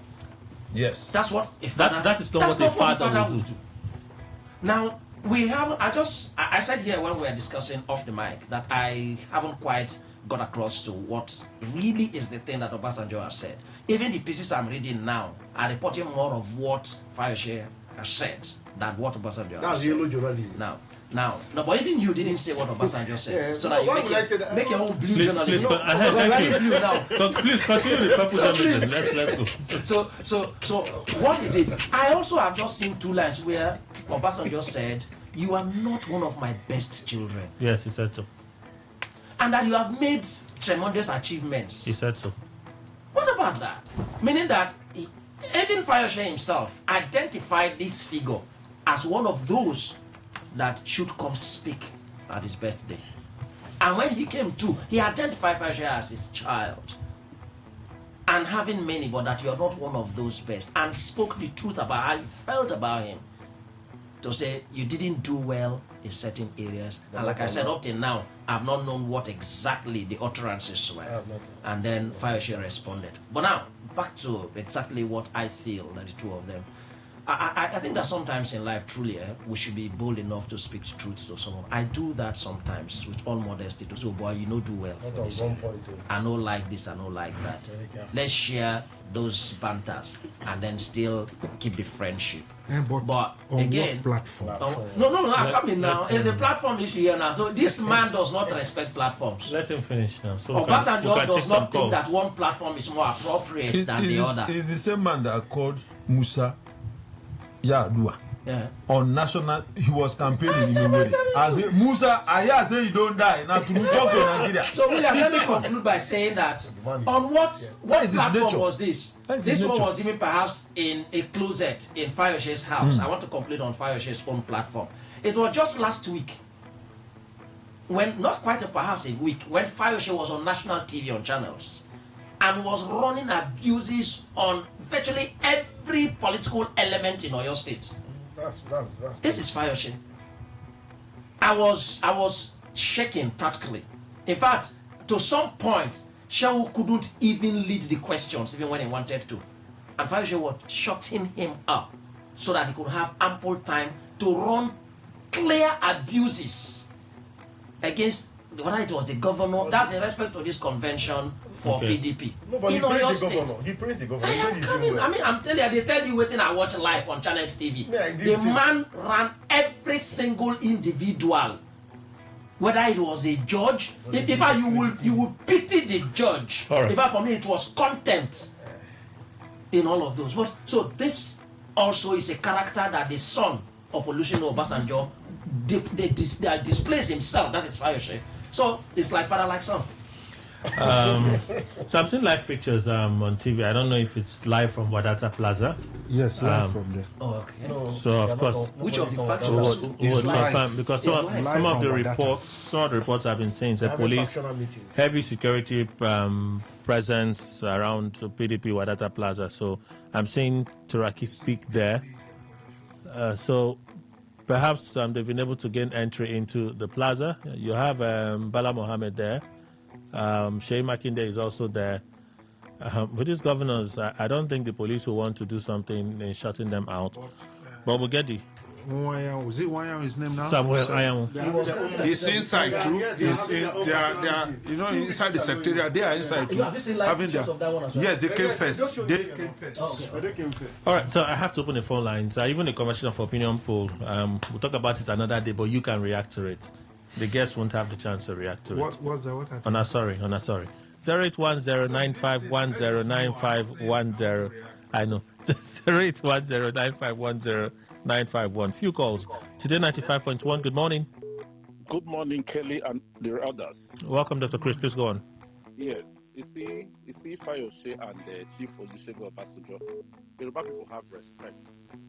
No matter what Baba talked about Fayoshe shouldn't have responded in that manner.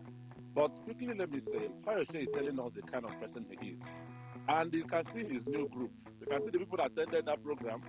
That most of them, especially the former governors who attended that program, are people who can run any citizen of Nigeria down, who don't have respect for their elders. But Nigerians are watching. It's unfortunate. I can't talk to any elder that manner, which responded to that serving that old man called Obasanjo, that is still strong, that is being respected all over this country and all over the world. Fayoshe should withdraw or retrieve that statement and apologize to Obasanjo. If not, Yoruba people will come after him. All right, Dr. Chris, thank you. Today 95.1. Good morning. Hello, good morning. Welcome. Yeah, my name is Innocent. I'm calling from Port Harcourt. Yeah, I want to appeal to Chief Wike, Jenson Wike. He has been known as a spoiler for PDP. Please, my appeal to him is let him leave PDP alone and go to APC. Because he's just been in PDP just to spoil things for him. He's always known for the wrong news, for the bad things. Let him leave PDP alone, please. My appeal to Wike, you should go over to APC. That is why you are welcome. Leave PDP alone and let them rest. You cannot be fighting the same battle every day, and you are in the news for the wrong reason. That is my special appeal to Wike. Thank you very much. Innocent is my name. Today 95.1. Good morning. Good morning. Morning. I'm from Port Harcourt. Then I totally, faulted the eye of fire by insulting Obasanjo. Yes, Obasanjo might have done something or said something wrong. But the father said should have realized that he's younger than, or to Obasanjo. And she have, used words that is, good for an elder. That is my mistake. Thank you. Today 95.1, good morning. Hello, good morning. George from Oregon. Chimana, good morning. Kelly, I want to talk about the assassination attempt that people are accusing, looking at Wiki that is does about it. Let me ask you, if I quarrel with you and we'll settle our matter and life goes on, will I be coming back again to plan evil against you? Because of people don't like Wiki, that is why they're painting him a black on his back. I think this is very, very. Journalists should be able to correct some of this, and sometimes I think that some of No, this but even you, George, I don't want to say anything. What you're saying is not correct. Did you hear that they've settled? Did you hear that they settled? They have settled, but they have moved on now. They have moved on. Did they settle? Yeah, the one imputing that they've settled. How? I think you know that two of them are federal government people. They are now we they are the worry ourselves. How you go say make Wike? How you go say make Wike go settle it with Yerima? Ordinarily, it's a mismatch now. Wike is doing his duty. The other officer is doing his duty. So they have settled. So I don't see anything there. Okay, thank you. Today 95.1. Good morning. Our general Obasanjo, the ambassador of Nigeria. See, one thing, man, we have to respect that Maya done his deed for Nigeria. He has a record. But the other side of it is that most of the people I have in this country, if you trace it for the past 2-3 years, Yadua, Jonathan, the only person who I'm not able to penetrate for now is Tinubu. So Sano should say he was suspended or what is it? His government, it was what do you call that? It was impeached. And the man came back and come back. So I expected if he had already invited you for your birthday, good enough, we want to reconcile with you. And on the bad day, everybody know that the bad day is the best day of any individual. So no matter what has happened, want to remind him, want to tell him what is bad it is. It's not on that bad day in the garden when the man was enjoying himself with body. All right, so Obasanjo went too far then. Today 95.1. Good morning. Yeah, good morning. Kelly, your gay man, the rest guest, AB from Port Harcourt. Kelly, I want to talk about the KB school girls that was kidnapped by terrorists operating in the northern region of this country. And also, Kelly, I want to confirm the Army General Uba, has it been confirmed? Well, I have it from reliable sources that he's been killed by ISWAP. School girls, Kelly, why is it that when a Southerner is a president of this country, Northerners will never allow them to rule? Why? Because they have been ruling this nation under military rule for how many years? So what's the point? But since democracy coming in 1999, a Southerner, Jonathan, suffered it. Now Tinubu is suffering the same thing. Were there not kidnapping? Were there not abductions in Buhari's government? Kelly, this is political motivated by Northerners who operate under terrorists. We need to say it the way it is. We have been crying here and there. That's your position. Today 95.1. Good morning. Hello, Kelly. I greet everybody in the studio. I'm Prince talking to you. Yes, good morning. I think Nigeria is a sovereign nation now. Let them fight their fight now. Are they tired to fight their fight? I don't even want Trump to come. I pity for my brother who just recently went to, what's the name of this place? Josh. Let him find a way to come back to Port Harcourt, if you like. Because I don't see anything the military or the federal government of Tinubu can do the terrorists. The terrorists continue and they keep increasing every day by day. They are in even Abuja there. Can terrorists kill terrorists? The question is no. Take care. I remember. Final call today 95.1. Good morning.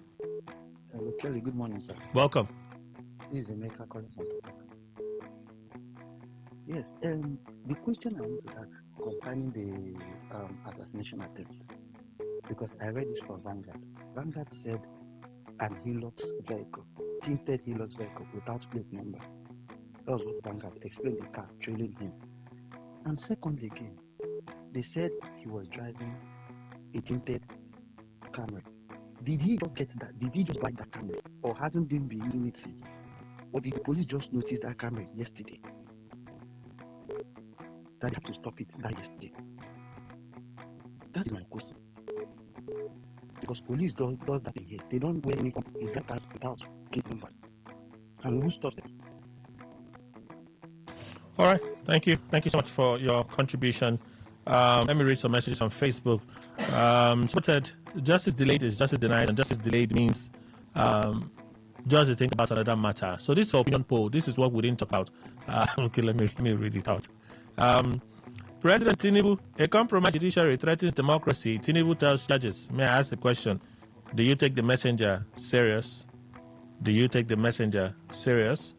Sunday who says, so funny, if the judiciary agrees to be just and sincere, you don't finish for Nana.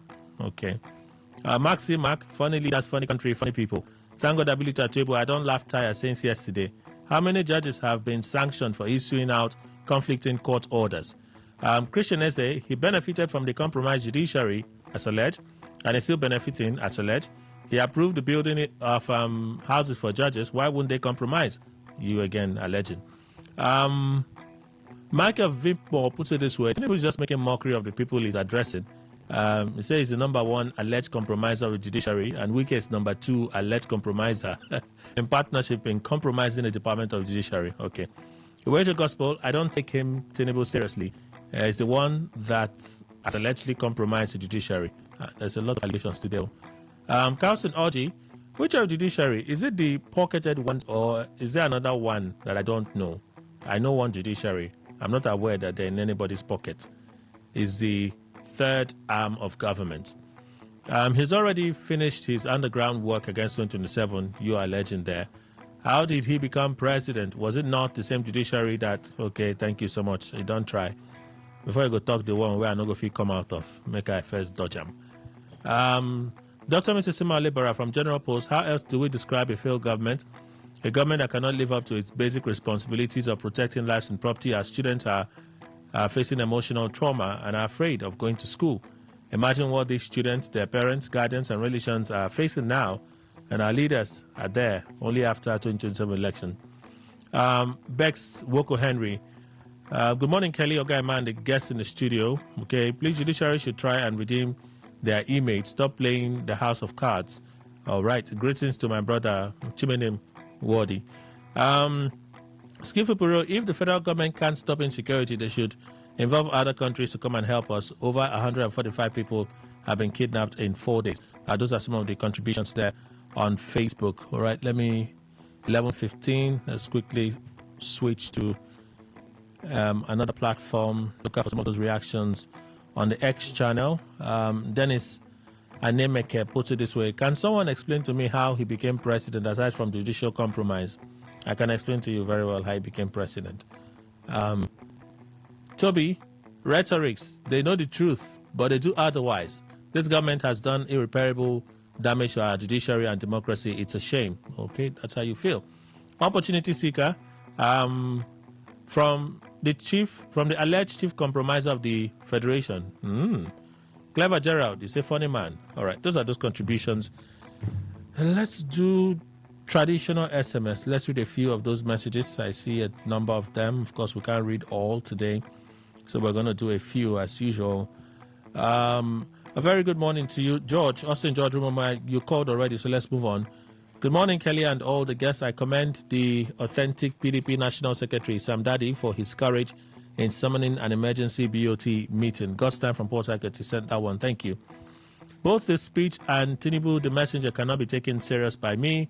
This is the usual rhetorics that negates our realities and can be likened to our sour food in a fancy flax. The abducted 25 schoolgirls and continued onslaught by terrorists has confirmed the U.S. allegations against the Nigerian government. You sent that one. Thank you. Good morning, Kelly and the panelists. It's not reading nice scripts. It's about taking action. The destroyers of the rule of law, the judiciary and democracy, and nothing is done. An edge is given to one or some persons over the generality of the country. What are we inviting? That's what you said, right? What are we inviting? Mr. Dennis, that's you there. Morning, Mr. Kelly. Wales. The people that killed the army general, are they... What's your point? Good morning, Fayashe response to Obasanjo. I was very happy to see Fayashe give it back to Obasanjo. Obasanjo is fond of going away with insults. He would always heap on the people. Chifokafo from Aba, you're not having it.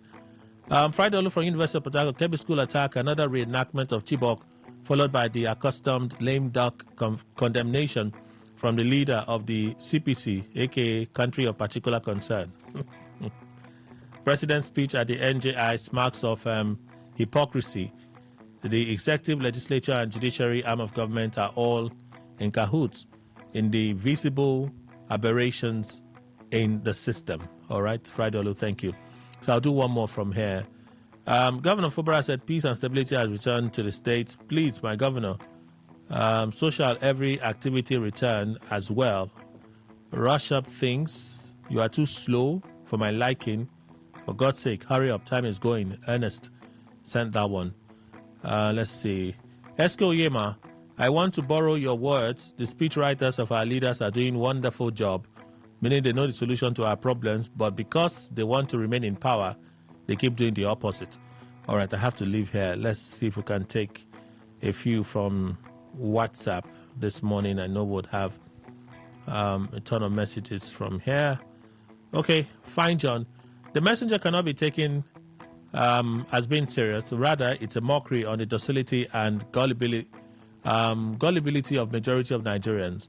Also, it exposes their wickedness, meaning they know what is good and choose to do what is bad. Fine, John. Thank you. Nigeria is a country full of content. A few weeks ago, it was Wike versus Yerima. Now it's Fayashe versus Obasanjo. Now, wow, nobody has cause to be depressed in this country because something will go make you laugh full ground. Simply goodness from Alakaya. He sent that message. For me, I don't take the messenger serious because President Bola Tinubu, has judiciary under his full control, as alleged by you. Bradner from Woji. Hi, Kelly. Protection of school children is our... this word don't have me small. Oh, don't forgive me. The word don't have me small, so I'll figure it out. So let's keep that one. No doubt it's true, but I just have one question for them. What measure or security have they put in place in those affected schools that are facing all these attacks? It's just a simple question that demands an answer. Eric, all right. Thank you, Eric, for that. You gave me a small headache. I'll look up that word, actually.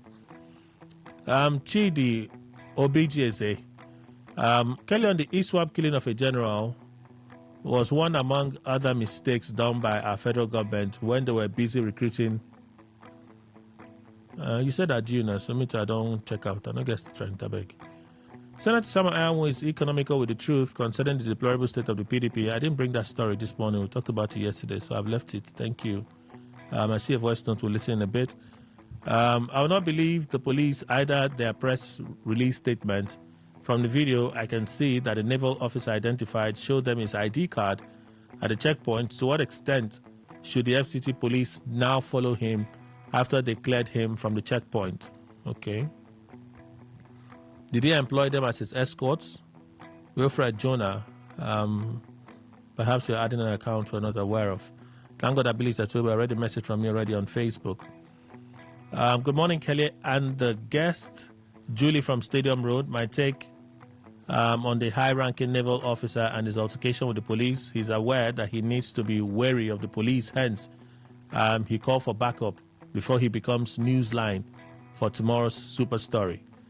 No police is worthy of trust.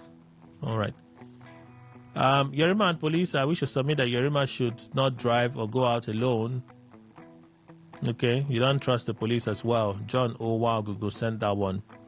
All right, let me see. I think we have one voice note here. Let's listen to this one. It's already 11:21. Should check out any moment from now.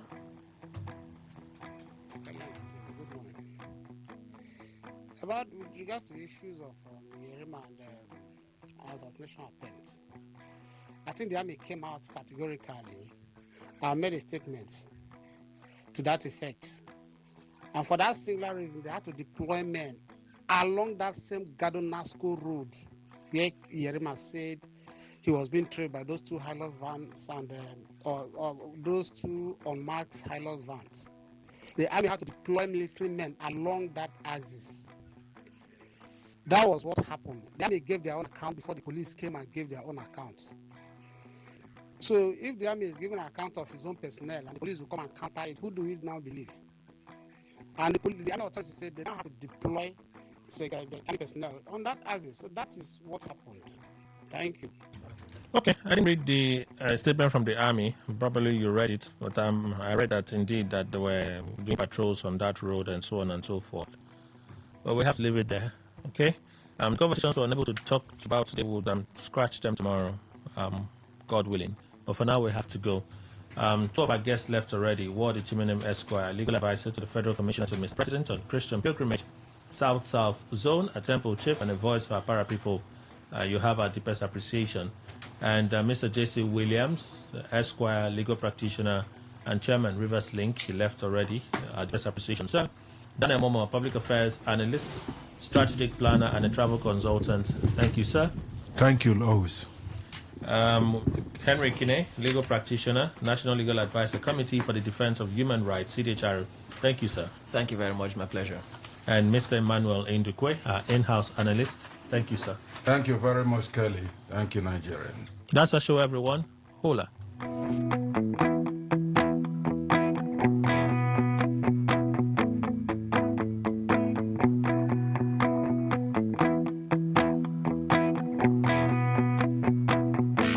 Unleash the power of the airwaves with the ultimate radio experience. Tune in to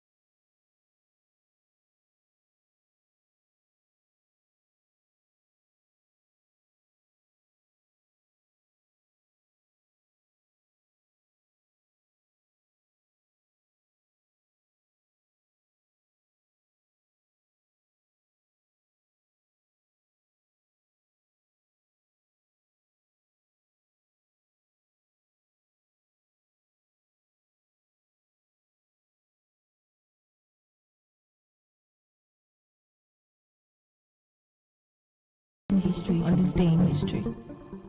Today in history, 18th November. In 1949, in Nigeria, the Enugu coal miners' strike escalated from tragic massacre when colonial police opened fire, killing 21 miners and injuring many others. In 1978, the Jonestown massacre occurred in Guyana, where over 900 members of the People's Temple died in the mass murder. In 1991, Zambia held its first multi-party election since 1968, transitioning from one-party rule. In 1997, UNESCO designated the Ngorongoro Conservation Area in Tanzania as a World Heritage Site. And in 2017, Zimbabwe's President Robert Mugabe faced impeachment after a military intervention signaling the end of his 37-year rule. On this day in history, on this day in history, on this day in history.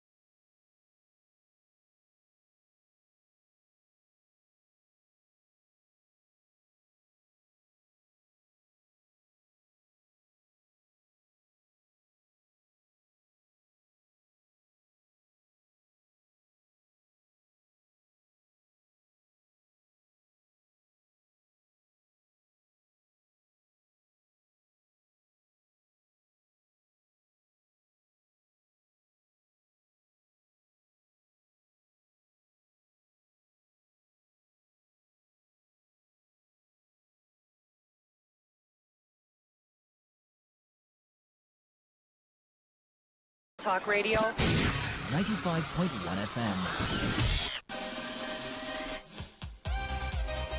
Get ready to turn up the volume and dive into the heartbeat of entertainment. From the hottest celebrity gist to trending music, movie buzz, viral moments, and behind-the-scenes drama. This is where the fun never stops.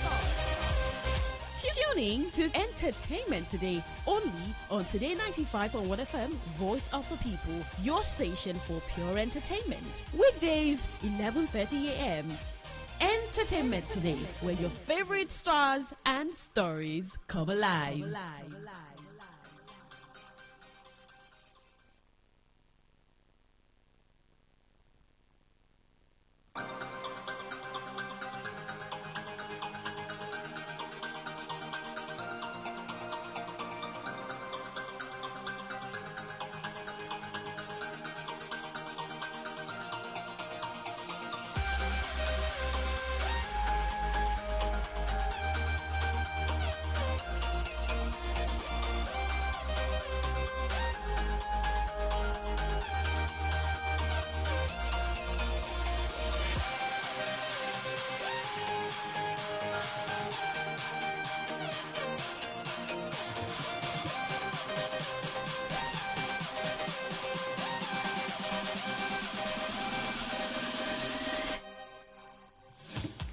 Welcome to Tuesday's edition of Entertainment Today on Today 95.1 FM, Voice of the People. It's 11:33, November 18, 2025. Hope you're having a great Tuesday. I hope it's the best for you. I mean, from the beginning when you got up until the end of today. Good things only. And stay tuned with us here on Today 95.1 FM and get all the inspiring gist, stories, news, just as they are even breaking. Now, Entertainment Today runs Monday through Friday, 11:30 to 12, where we get into all of the stories making the rounds in the world of entertainment. My name is Queen Chima. U.S. film superstar Tom Cruise has received his first ever Oscar statue. Cruise, 63, accepted an honorary Oscar at the annual Governors Awards in Hollywood alongside singer-philanthropist Dolly Parton, choreographer Debbie Allen, and production designer Wayne Thomas. Making films is not what I do, it is who I am, the four-fold Oscar nominee said on Sunday. Accompanying his long-awaited Academy Awards honor with an acceptance speech about his love of cinema, the Top Gun and Mission Impossible actor paid tribute to filmmakers in front of and behind the lens, those he has worked with during his 45-year career, as well as the power of the movies. Upon taking the stage, Cruise received a minutes-long standing ovation and a raucous round of applause from film luminaries in the audience, including Steven Spielberg, Leonardo DiCaprio, and Jerry Bruckheimer. Filmmaker Alejandro G. Inarritu, who is directing an upcoming Cruise film, presented the actor with the Governor's Award. The cinema, it takes me around the world, Cruise said in his speech. It helps me to appreciate and respect differences. It shows me also our shared humanity, how alike we are in so many ways. Cruise made his film debut in 1981 and was previously nominated for Best Actor for Born on the 4th of July and Jerry Maguire. He was also nominated as Best Supporting Actor in the film Magnolia and for producing Top Gun Maverick. The Board of Governors of the Academy of Motion Pictures Arts and Science selected Cruise for his incredible commitment to filmmaking community, to the theatrical experience, and to the stunts community, the organization said. The risky business actor told the ceremony that cinema made the world much larger than the one that he knew as a child. The actor, who famously performs his own stunts, has also been a fervent advocate for cinema as the streaming industry and social media compete for viewers' time and attention. Notably, earlier this year, Cruise was reportedly said to be recognized by U.S. President Donald Trump when he announced his picks for this year's Kennedy Center honors, but the actor declined due to the scheduling conflicts.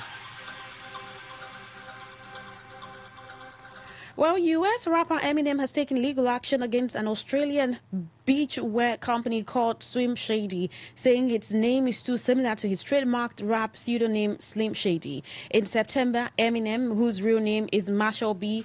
Matters, filed a petition to the U.S. Patent and Trademark Office calling for them to cancel a trademark that was granted to the company. U.S. law requires the company to respond to the petition by next week. The rapper's lawyers accused the Sydney brand of creating a false association with Eminem. The 53-year-old rapper shot into fame in 2000 with the release of his hit single The Real Slim Shady, which earned him a Grammy for Best Rap Solo Performance. The Sydney-based company's name was registered in September 2023, according to Australia's business regulator, originally launching under the name Slim Shade. The brand sells portable beach umbrellas, swim bags, and other beach accessories. Earlier this year, the brand filed a trademark in the US, which was granted shortly afterwards. Eminem's team filed a petition to cancel the trademark. Court documents show Eminem trademarked the name Slim Shady in 1999 with the release of his eponymous album. His lawyers said the name has become distinctive and famous and exclusively associated with his rap career. Sydney intellectual property legal specialist firm Mayor West IP is listed as Swim Shady's legal representative. The BBC has contacted Swim Shady for comment. Last year, an Australian court overturned an earlier ruling the US pop star Katy Perry infringed on the trademark of Australian designer Katy Perry. The Australian designer sold clothes under her birth name and had accused the California girl singer of trademark infringement when she sold merchandise during her 2014 Australian tour. Katy compared the legal clash at the time to a David and Goliath showdown. Well, reselling tickets to live Events for a profit is said to be banned by the UK government. Now, ministers are expected to announce the plan in a bid to tackle touts and resale sites which offer tickets at several times face value. Restricting ticket touts was one of the Labour government's election pledges as fans complained of massively inflated prices for resale tickets for music and sporting events. The decision comes a week after dozens of artists, including Sam Fender, Dua Lipa and Coldplay, urged Saka Mastama to protect fans from exploitation. A consultation on the changes had canvassed views on capping costs at up to 30% above the face value of a ticket. But reports in The Guardian and Financial Times says ministers expected to set the limit at face value, although some fees could still be charged on top of the original ticket price. The government declined to comment on the report. The move, which could be announced on Wednesday, comes after the open letter by some of the biggest names in music. The music stars urged the Prime Minister to stop the extortionate and pernicious websites that exploit fans. Other signatories included Consumer Watchdog Reach, the Football Supporters Association, groups representing the music and theatre industries, venues and tickets retailers. Well, according to analysis by the Competition and Markets Authority, tickets currently sold on the resale market are typically marked up by more than 50%.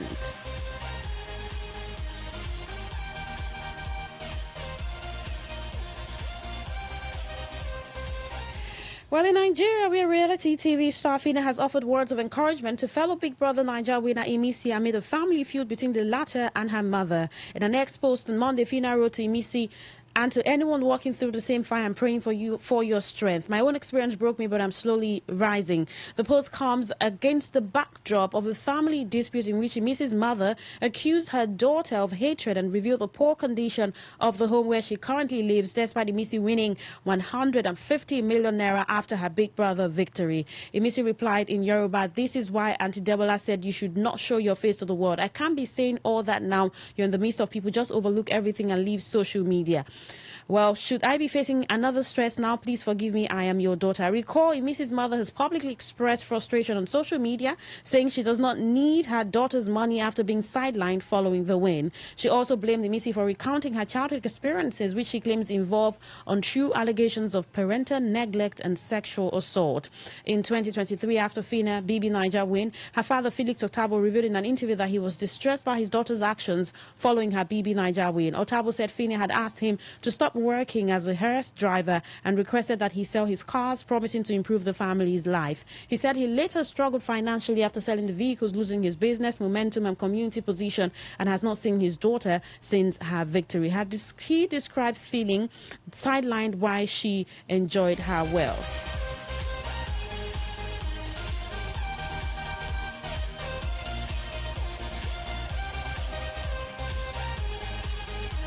Well, the Nigerian Civil Aviation Authority has responded to the altercation between activist Martin Very Dark Man Ote and comedian Freedom Mr. Jollof during the boarding of United Nigeria Airlines flight at Asaba International Airport. Now, the issue that led to the altercation started when VDM questioned Mr. Jollof's qualifications for being appointed as a senior special assistant to Delta State Governor Sheriff Oboriwori.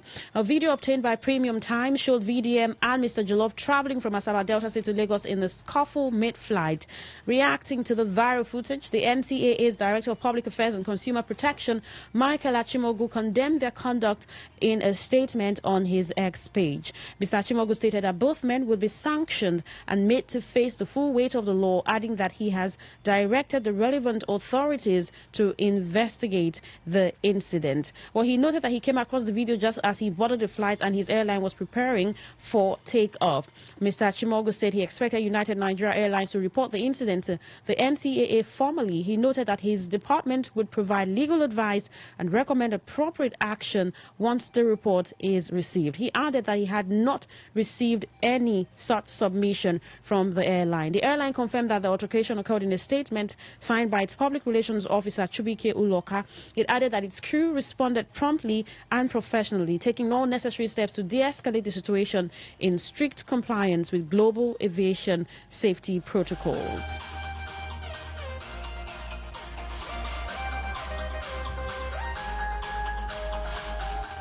Well, lastly on the news, where Nollywood icon Genevieve Naji has reacted to comments made by a social media user advising Igbo men to stop marrying Igbo women and instead seek wives from other African countries. The suggestion, which followed a viral photo of Rwandan woman reportedly engaged to an Anambra man, implied that Igbo women are prone to making false accusations. The user claimed men from the southeast would be better off looking to East African countries, particularly Rwanda, for marriage partners. Genevieve Naji, who has long been regarded as one of Nollywood's most respected voices, joined many Nigerians in responding to the controversial post, which has sparked debates on stereotypes, cultural pride and respect within relationships. The user wrote, "Dear Igbo men, instead of marrying an Igbo woman who will falsely accuse you of raping your daughter, better look outside for a wife. Go to East Africa, especially Rwanda, and pick a damsel. They're all over social media and you can link up with them." Genevieve countered that the advice reflects a lack of accountability and an unfair stereotype of Igbo women. She wrote, "In other words, instead of checking yourself and taking accountability, go for the unsuspecting and carry on with your evil." Got it. When challenged, she added that just as women can't identify abusive men, men shouldn't generalize about Igbo women, saying not all women. She added, the same way a woman can't tell an abusive man apart from a good one is the same way you shouldn't say avoid all Igbo women, not all women.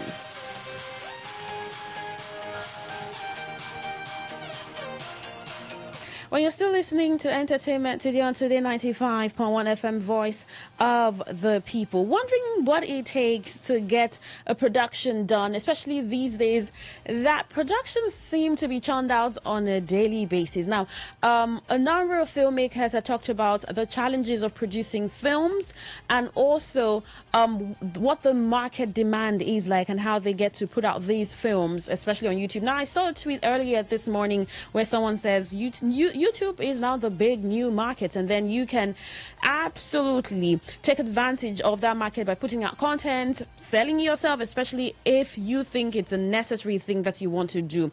And now if you're a content creator or someone who likes to make videos and you're looking at mini productions, whether telling a story or a film, YouTube can be a very safe space for you. Now we're going to look through what it is or what it takes to get over every stage of production. I mean, how long it takes to make movies. And so sometimes it can help you appreciate whatever piece that you're watching, knowing that so much work has been put into it. I know that some of you question the fast pace of Nollywood productions. I mean, most of them, especially on YouTube, sometimes you wonder if it's a week, 2 weeks production, and how and why. Why doesn't it take like 6 months, 1 year? Well, we still have productions like that, a number of them that take up to a year or more, 6 months, a year, and sometimes producing this year and then released after 2 years, depending on what the market value and what the market analysis is that the producer is projecting. We'll get through all of that. You're still listening to Entertainment Today on Today 95.1 FM, Voice of the People. Do stay with us. I'll be right back.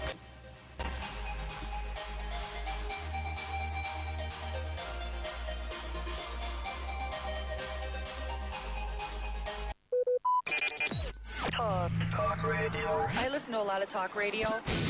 95.1 FM.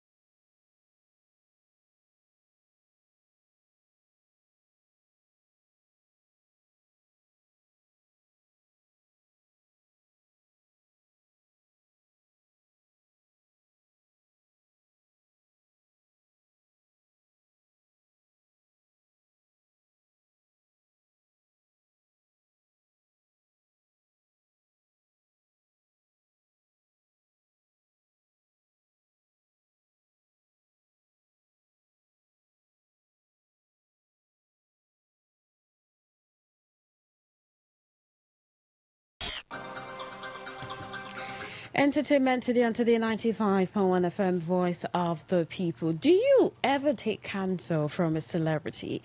Now, because of a number of controversies that go on social media, especially with celebrities, some people say, no way, I can never take a celebrity seriously. Meanwhile, you may want to check the pedigree of the celebrity or maybe follow through their life and, oh, this person never had a scandal. This person has always had a very perfect life on social media. And so, yeah, I can take whatever this person says, but see, these are the person or a select few. So how do you judge if this celebrity is one that you can take whatever they're saying seriously, especially for those of them that niche down, maybe relationship advices, financial advices, or whatever it is about life that they get to give you an advice or counsel for? Would you take counsel from a celebrity? Send a text or WhatsApp message to 0701-9339-962. That is a text or WhatsApp message to that number, 0701-9339-962, and I get to know your thoughts. Now drop a thought, a comment on Facebook, Today 95.1 FM, and I can also read that out to know what you think about this. Can you take counsel from a celebrity? Now, film timelines are widely unpredictable. Now, some movies wrap up in weeks, while others stretch for months, depending on budget, creativity, and scale. From quick Nollywood shoots to 6-month blockbusters, every scene reflects careful planning, coordination, and ambition. If you enjoy films, you've probably asked yourself at some point, how long do movies actually take to film? You see trailers dropping, teaser posters, online studio announcements, and then silence for months. Or in Nollywood's case, you blink once and a whole new drama is already in the cinema. Movie production has its own rhythm. Sometimes it feels quick, other times it feels endless, but there's a clear structure that helps explain the entire movie production timeline, from planning to principal photography to post-production. Understanding this structure makes it easier to see why some films take a few weeks to shoot and others stretch into months. Are we talking about months? I mean, some films, years. Maybe talking about Hollywood. Now, the straightforward answer is this. Most movies take between a few weeks and several months to film. The movie production timeline depends on the genre, budget, number of locations, size of the cast, and the level of technical complexity involved.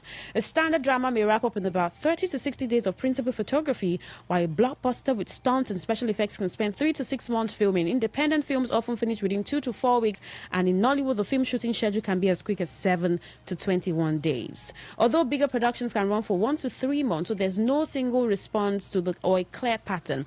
So there's the pre-production stage, planning stage. There's the principal photography, the actual filming, the section most people think about when they ask, how long do movies take to film? Small independent films, 2 to 4 weeks. Romantic dramas or comedies, 30 to 60 days. Horror films, 3 to 6 weeks. Big blockbuster movies, 3 to 6 months. CGI heavy franchises, sometimes even longer. Nollywood movies, 7 days to 3 months, depending on the budget. Now, this is why the average filmmaking duration cannot be pinned to just one number. Every production has its own demands.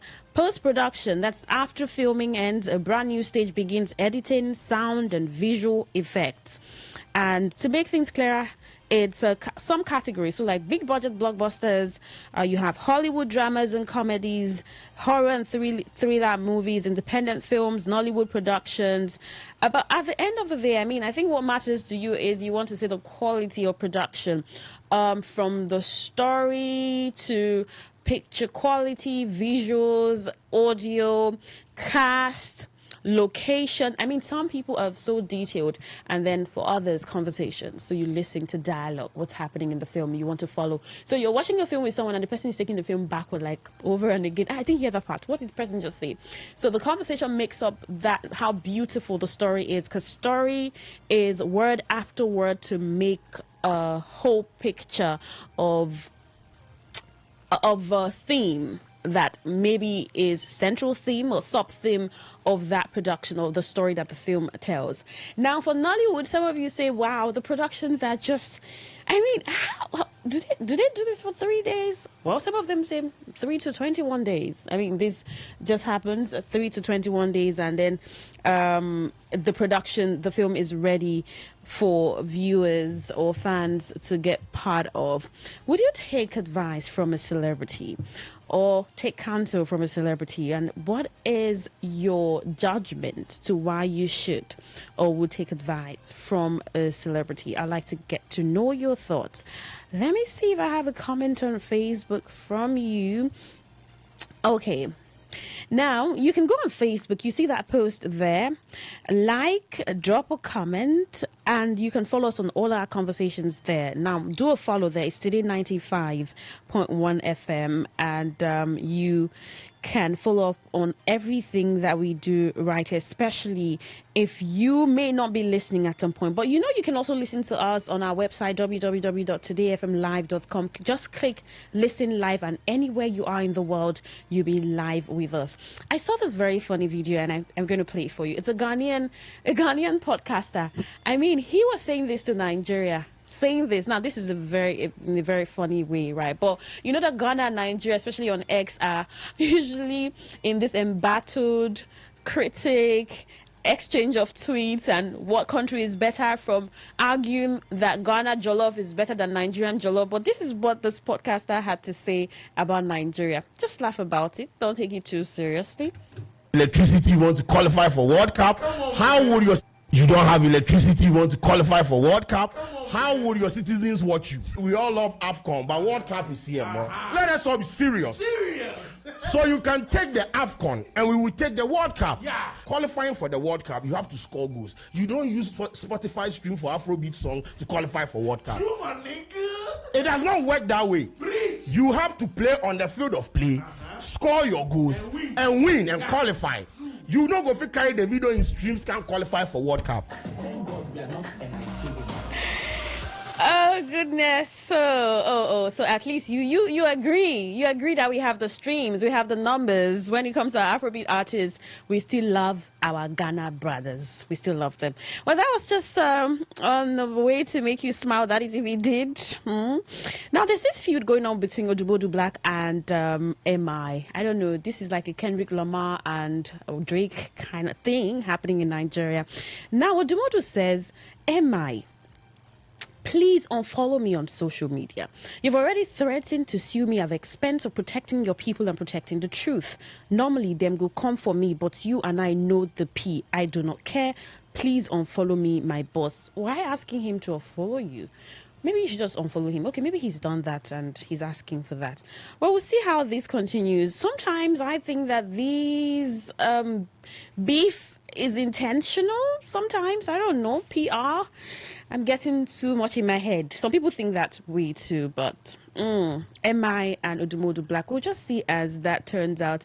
Now, this person says, greetings, Queen. If I would or not. For me, I would most times take advice from them, but as entertainment advice for life, I wouldn't take such advice. Henry Woko from Mbolu. All right. Thank you, Henry, for texting. Oh, you wouldn't. All right. That's good to know. And we're just wrapping up. Now, there's a response from Senator Ned Nwoko to Regina Daniels, because she had put out a message asking the senator to leave her alone. Now he responds and saying, all I am asking is that you go for rehab. You need therapy. Nothing much. Now he puts out a WhatsApp text, an exchange that they had. Now it was written out, not like a screenshot of it, and then people are asking, what if this is just something that you put up together to keep saying words or bad words against this girl? And then some other people think, oh, maybe he's right. Actress Etinosa says, you can't be a Christian and a feminist at the same time. You have to choose one, because Christianity is built heavily on patriarchy.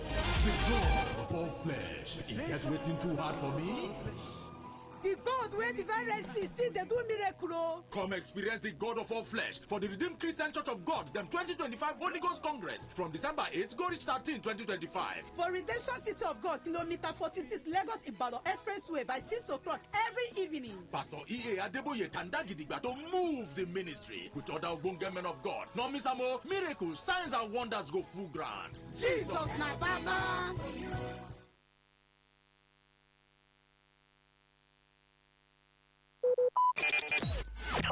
Talk radio. I listen to a lot of talk radio.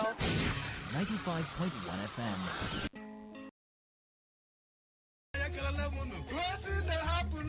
They say wahala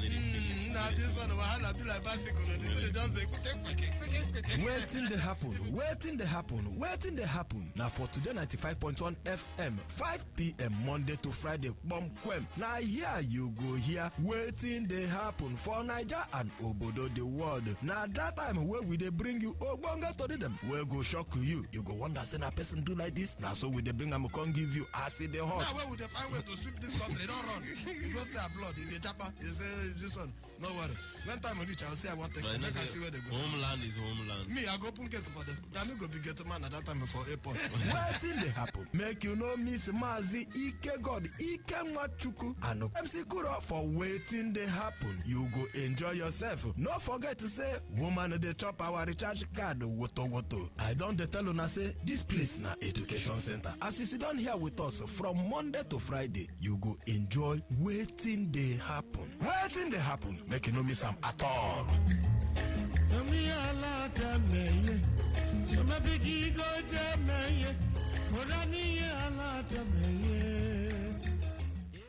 Whether it's happening in Port Harcourt, South, Nigeria, or around the world, we've got you covered. On air, online, delivering balanced news and unbiased analysis. Today, 95.1 FM. This is Today, 95.1 FM, Port Harcourt.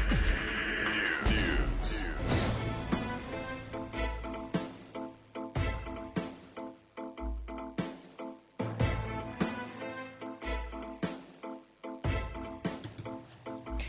Good afternoon. This is the World News on your premium talk radio, Today 95.1 FM Port Harcourt. I am Queen Chima. The headlines. A national chairman of PDP, Kabiru Turiki, postpones NEC meeting over security concerns. PDP chieftain Samuel Anyao insists on national secretary position pending tenure expiration in December.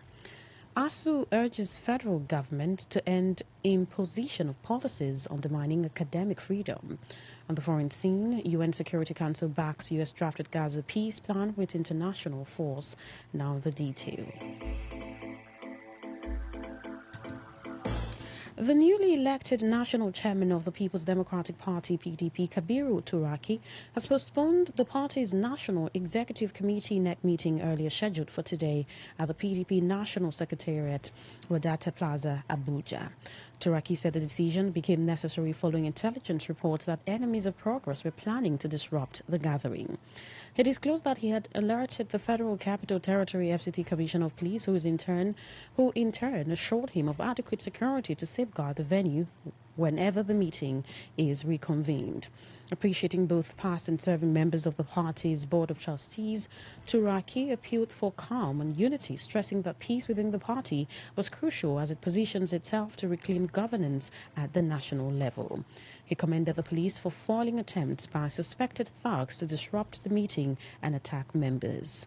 Turaki also urged Nigerians to rise in defense of democracy, stating that PDP members were prepared to lay down their lives to protect the country's democratic institutions. Fulfill this promise. They have made sure that we've gained entry into our secretariat, and we are here addressing the gentlemen of the press. Now, however, due to some incidents that are occurred by those people who are the enemies of progress, who are the enemies of democracy, we have decided that this meeting will be postponed till tomorrow. Meanwhile, I want to appreciate our leaders, our governors, members of National Assembly, former governors, former ministers, members of BOT, state chairmen, and indeed members of the immediate past National Working Committee.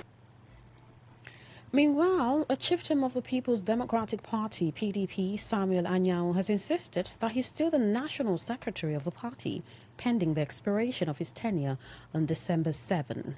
Anyao said this when members of his faction's NWC arrived at the PDP national headquarters and insisted on settling into his office despite the brewing leadership dispute.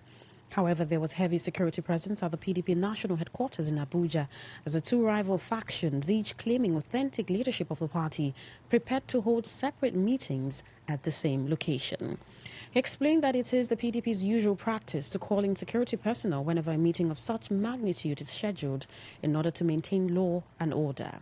He added that the security personnel were also on standby to deal with any intruders, a remark clearly directed at the Turaki-led ESCO, which had also announced plans to hold its own meeting at the Wadata Plaza headquarters. And they all acknowledged, and they said they're going to send it. It's our issue of products. Like each time I go to have a next meeting, we invite the security because a lot of people come around, so that pickpockets and all that. So it's our issue of products. The BOT, they are all members, so, because some of them come from different places. They arrived on time, some came yesterday and all that. And you can see that our advert for this announcement for today's meeting have been up and running. This is laughable because first of all, there's no convention in Ibadan. What makes a convention? As the National Secretary of the party in our constitution, it's very clear. For every convention, the National Secretary will state the affairs of the party as any convention. Recall that Anyanwu had accused the PDP Governors Forum of fueling the crisis currently rocking the party. Speaking during a television program, Anyanwu insisted he would not take responsibility for the instability within the PDP, claiming the governors were behind most of the problems. Anyanwu alleged that the governors once attempted to amend the party's constitution to recognize the Governors Forum as an organ of the PDP, arguing that many founding members had left because of the governors' actions. Former Kaduna State Governor Ahmed McCarthy has resigned as Secretary of the Board of Trustees, BOT, of the People's Democratic Party, PDP, insisting that the party must uphold its zoning principles to maintain balance and fairness within its leadership. McCarthy's resignation comes after Kabiru Turaki, former Minister of Special Duties and Intergovernmental Affairs, emerged as the PDP's new national chairman during the party's convention on Saturday. Both men hail from the Northwest, a development McCarthy said contradicts the party's zoning formula. In a letter to BOT Chairman Adolfo Zwabara, McCarthy recalled that he had attempted to resign 2 months earlier but was persuaded to remain in office until after the convention. He said stepping aside was essential to avoid creating an impression of imbalance within the PDP's hierarchy. McCarthy formally resigned effective November 17, 2025, expressing appreciation to Nwabara and fellow BOT members for the support and cordial working relationship during his tenure. The federal government has urged the international community to desist from naming and shaming the country over its security challenges, insisting that collaboration, not condemnation, is needed to tackle the surge in illicit small arms and light weapons across the Sahel. The Charge d'Affaires of Nigeria's permanent mission to the United Nations, Sindof Ndoni, made the appeal while delivering Nigeria's statement at the UN Security Council session in New York on the illicit proliferation of small arms and light weapons and their impact on the Sahel region. Ndoni said the unchecked flow of weapons has worsened conflicts, prolonged insurgencies, and strengthened terrorist and extremist groups, resulting in mass casualties, displacement, and widespread destruction. The remarks come against the backdrop of the United States designation of Nigeria as a country of particular concern over alleged persecution of Christians, a classification Nigeria has strongly rejected. Ndoni told the council that the proliferation of small arms is directly fueling terrorism, banditry, and communal clashes within Nigeria, undermining regional peace and development. He highlighted efforts taken by the Nigerian government, including the establishment of the National Center for the Control of Small Arms and Light Weapons in 2021 to coordinate national arms control.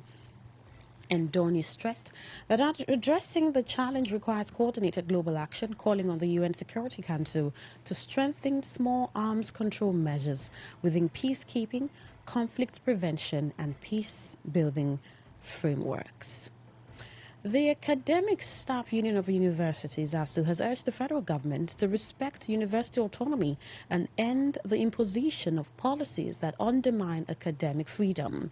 In a statement in Calabar, ASU Zonal Coordinator, Calabar Zone Ikechukwu Igwenyi, alleged that there have been several imposition of policies which hampered fluidity of academic progress. He demanded immediate release of their 3.5 months outstanding salaries and all withheld salaries, refund of all third-party deductions, and payment of all arrears of promotion. ASU also demanded payment of outstanding 25 to 35% wage award with the consequential adjustments, adequate budgetary allocation to education, and sustainable funding of Nigerian universities. Igwenyi and 9 others further record how the union gave the government a 4-week ultimatum to address these issues, warning that it will not hesitate to invoke industrial action if the demands are not met. The union insisted that education is a right for all citizens, adding that it is the responsibility of the government to exhibit political will to ensure that the education sector is adequately funded. And moving on, where the Nigerian Education Loan Fund has alerted the public to a fraudulent message circulating online claiming that NELFund's student loan registration portal is open. The message directs applicants to a third-party link which NELFund confirms is unauthorized and fraudulent. In a post on its X handle, NELFund urged students and the public not to click on the link or provide any personal information, emphasizing that the official loan registration portal is only accessible through the fund's verified channels. The agency reminded applicants to exercise caution online and to report any suspicious links or communication claiming to form NELFund. This advisory comes as part of NELFund's ongoing efforts to safeguard students and ensure the integrity of student loan application process. You're listening to the World News on Today 95.1 FM, Voice of the People. After the break, more news, foreign and sports stories. Do stay with us.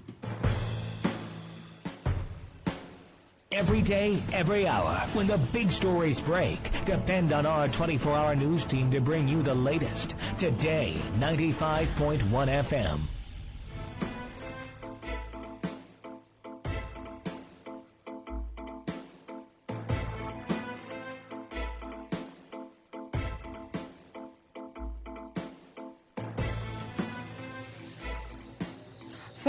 Thank you so much for staying with us. Now the rest of our stories.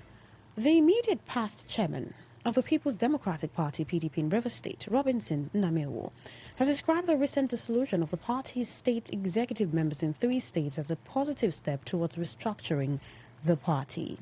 In an interview with Today FM's Sandra Kenneth, Namewo outlined some of the decisions reached at the PDP Congress, emphasizing that the party remains supreme. He spoke on plans by the party leadership to strengthen its structure, aiming to build a more unified force with a common objective.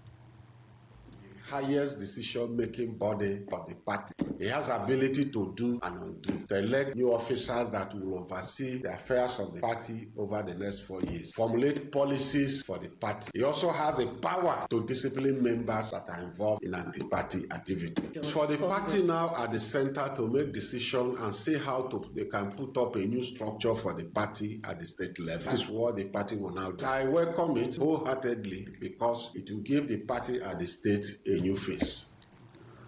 Namel further welcomed the expulsion of the FCC minister, attributing the party's struggles with internal democracy to the minister and some other individuals. He accused the minister of deliberately undermining the PDP, adding that the party's decision, which he described as long overdue, will be respected. The FCT minister has been involved in anti-party activity since 2023. When he lost the presidential ticket of the party in 2020, he emerged the winner. He formed what we call then G5 governors who worked against the party. Beyond that, today on national TV, every media houses, every forum is telling Nigerians and indeed the world that he will support Tinubu for a second term. This is pure anti-party activity. And the anti-party activity to such extent that it deserved to be expelled from the party. And the decision the party made at the convention is worthwhile. It's long overdue. That is to cleanse the party and give the party the face it requires.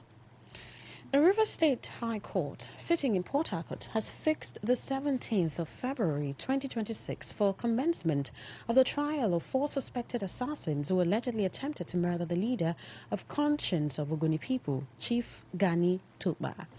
The adjournment followed the absence of the trial judge, Justice Augusta Kingsley Chukwu, who is said to be away for judges' conference in Abuja.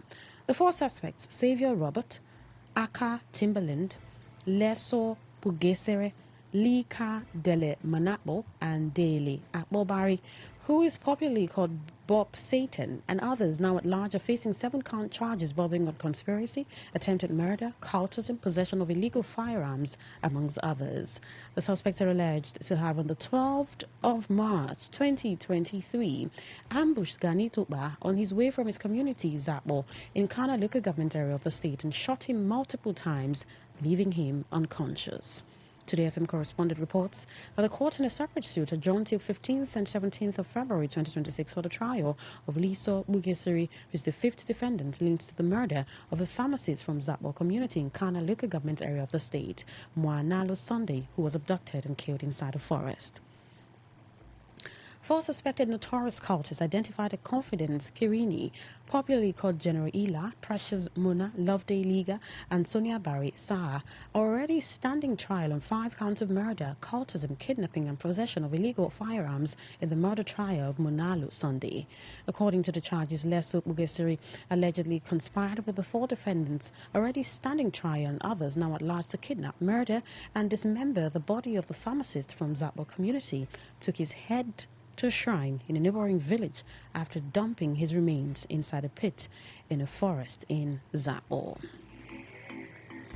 On the foreign scene, the United Nations Security Council has adopted a U.S. drafted resolution endorsing President Donald Trump's Gaza peace plan, which includes the deployment of an international stabilization force and outlines a potential pathway to a future Palestinian state. The resolution passed within 13 votes in favor, while Russia and China abstained but did not exercise their veto powers. President Trump celebrated the outcome on social media, saying the approval of the Board of Peace, a transitional body he claims he would chair, would go down as one of the biggest approvals in the history of the United Nations.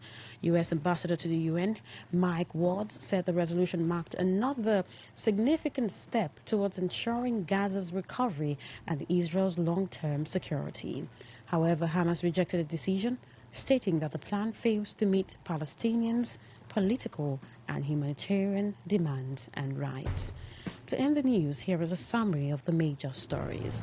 The national chairman of PDP, Kabiru Turaki, has postponed the party's NEC meeting over security concerns.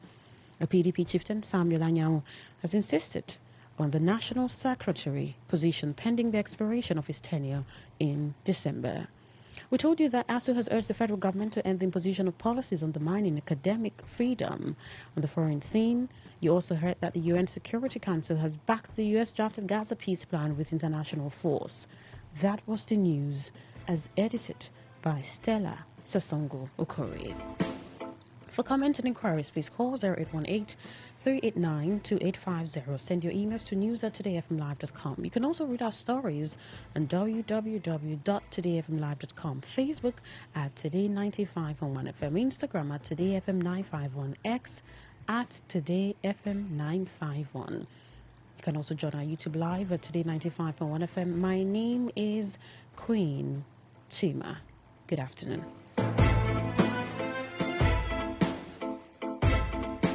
Today's news, today's entertainment, today's sports, today's issues. Today on Today 95.1 FM, Port Harcourt. My name na Joe, and I get pistantrophobia. Pista for short. This one me say, I dey fear to trust anybody. Like trust issue. For person like me, it dey hard me to pick insurance partner. Now so my chiquito tell me say, Oga, stop this your fear and move to Health Insurance. Hey, now so I tell you start to go test am. Hey, what? Did it sweet my body reach ground oh? Now then, I don't deal with since then oh. To buy your insurance plan, make you die *1100# for sharp insurance. If I want fight claim, I go just use the Simple Life mobile app, check out, and before they break, I don't see a lot sharp. Not be able the sweet part be that safe oh. I dey enjoy better discount from hotels, spas, and other jollification places where you get their reward program.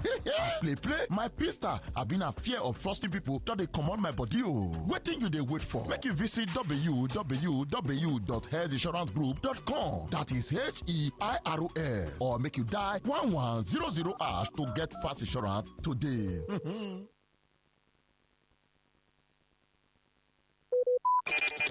Talk radio. I listen to a lot of talk radio. 95.1 FM.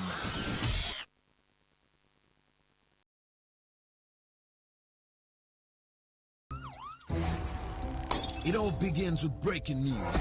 Now make no mistake, this is a difficult mission, and it will remain difficult for some time. Then it keeps trending. Events, issues, personalities, all struggling to gain attention.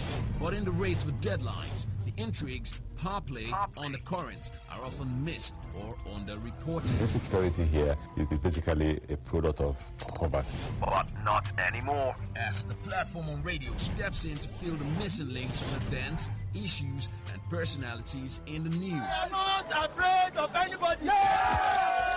The platform on radio serves only the hottest topics and trending issues. Only on Today 95.1 FM. 95.1 FM. Port Harcourt. Weekdays, 4 p.m. Get on the platform on radio and be served.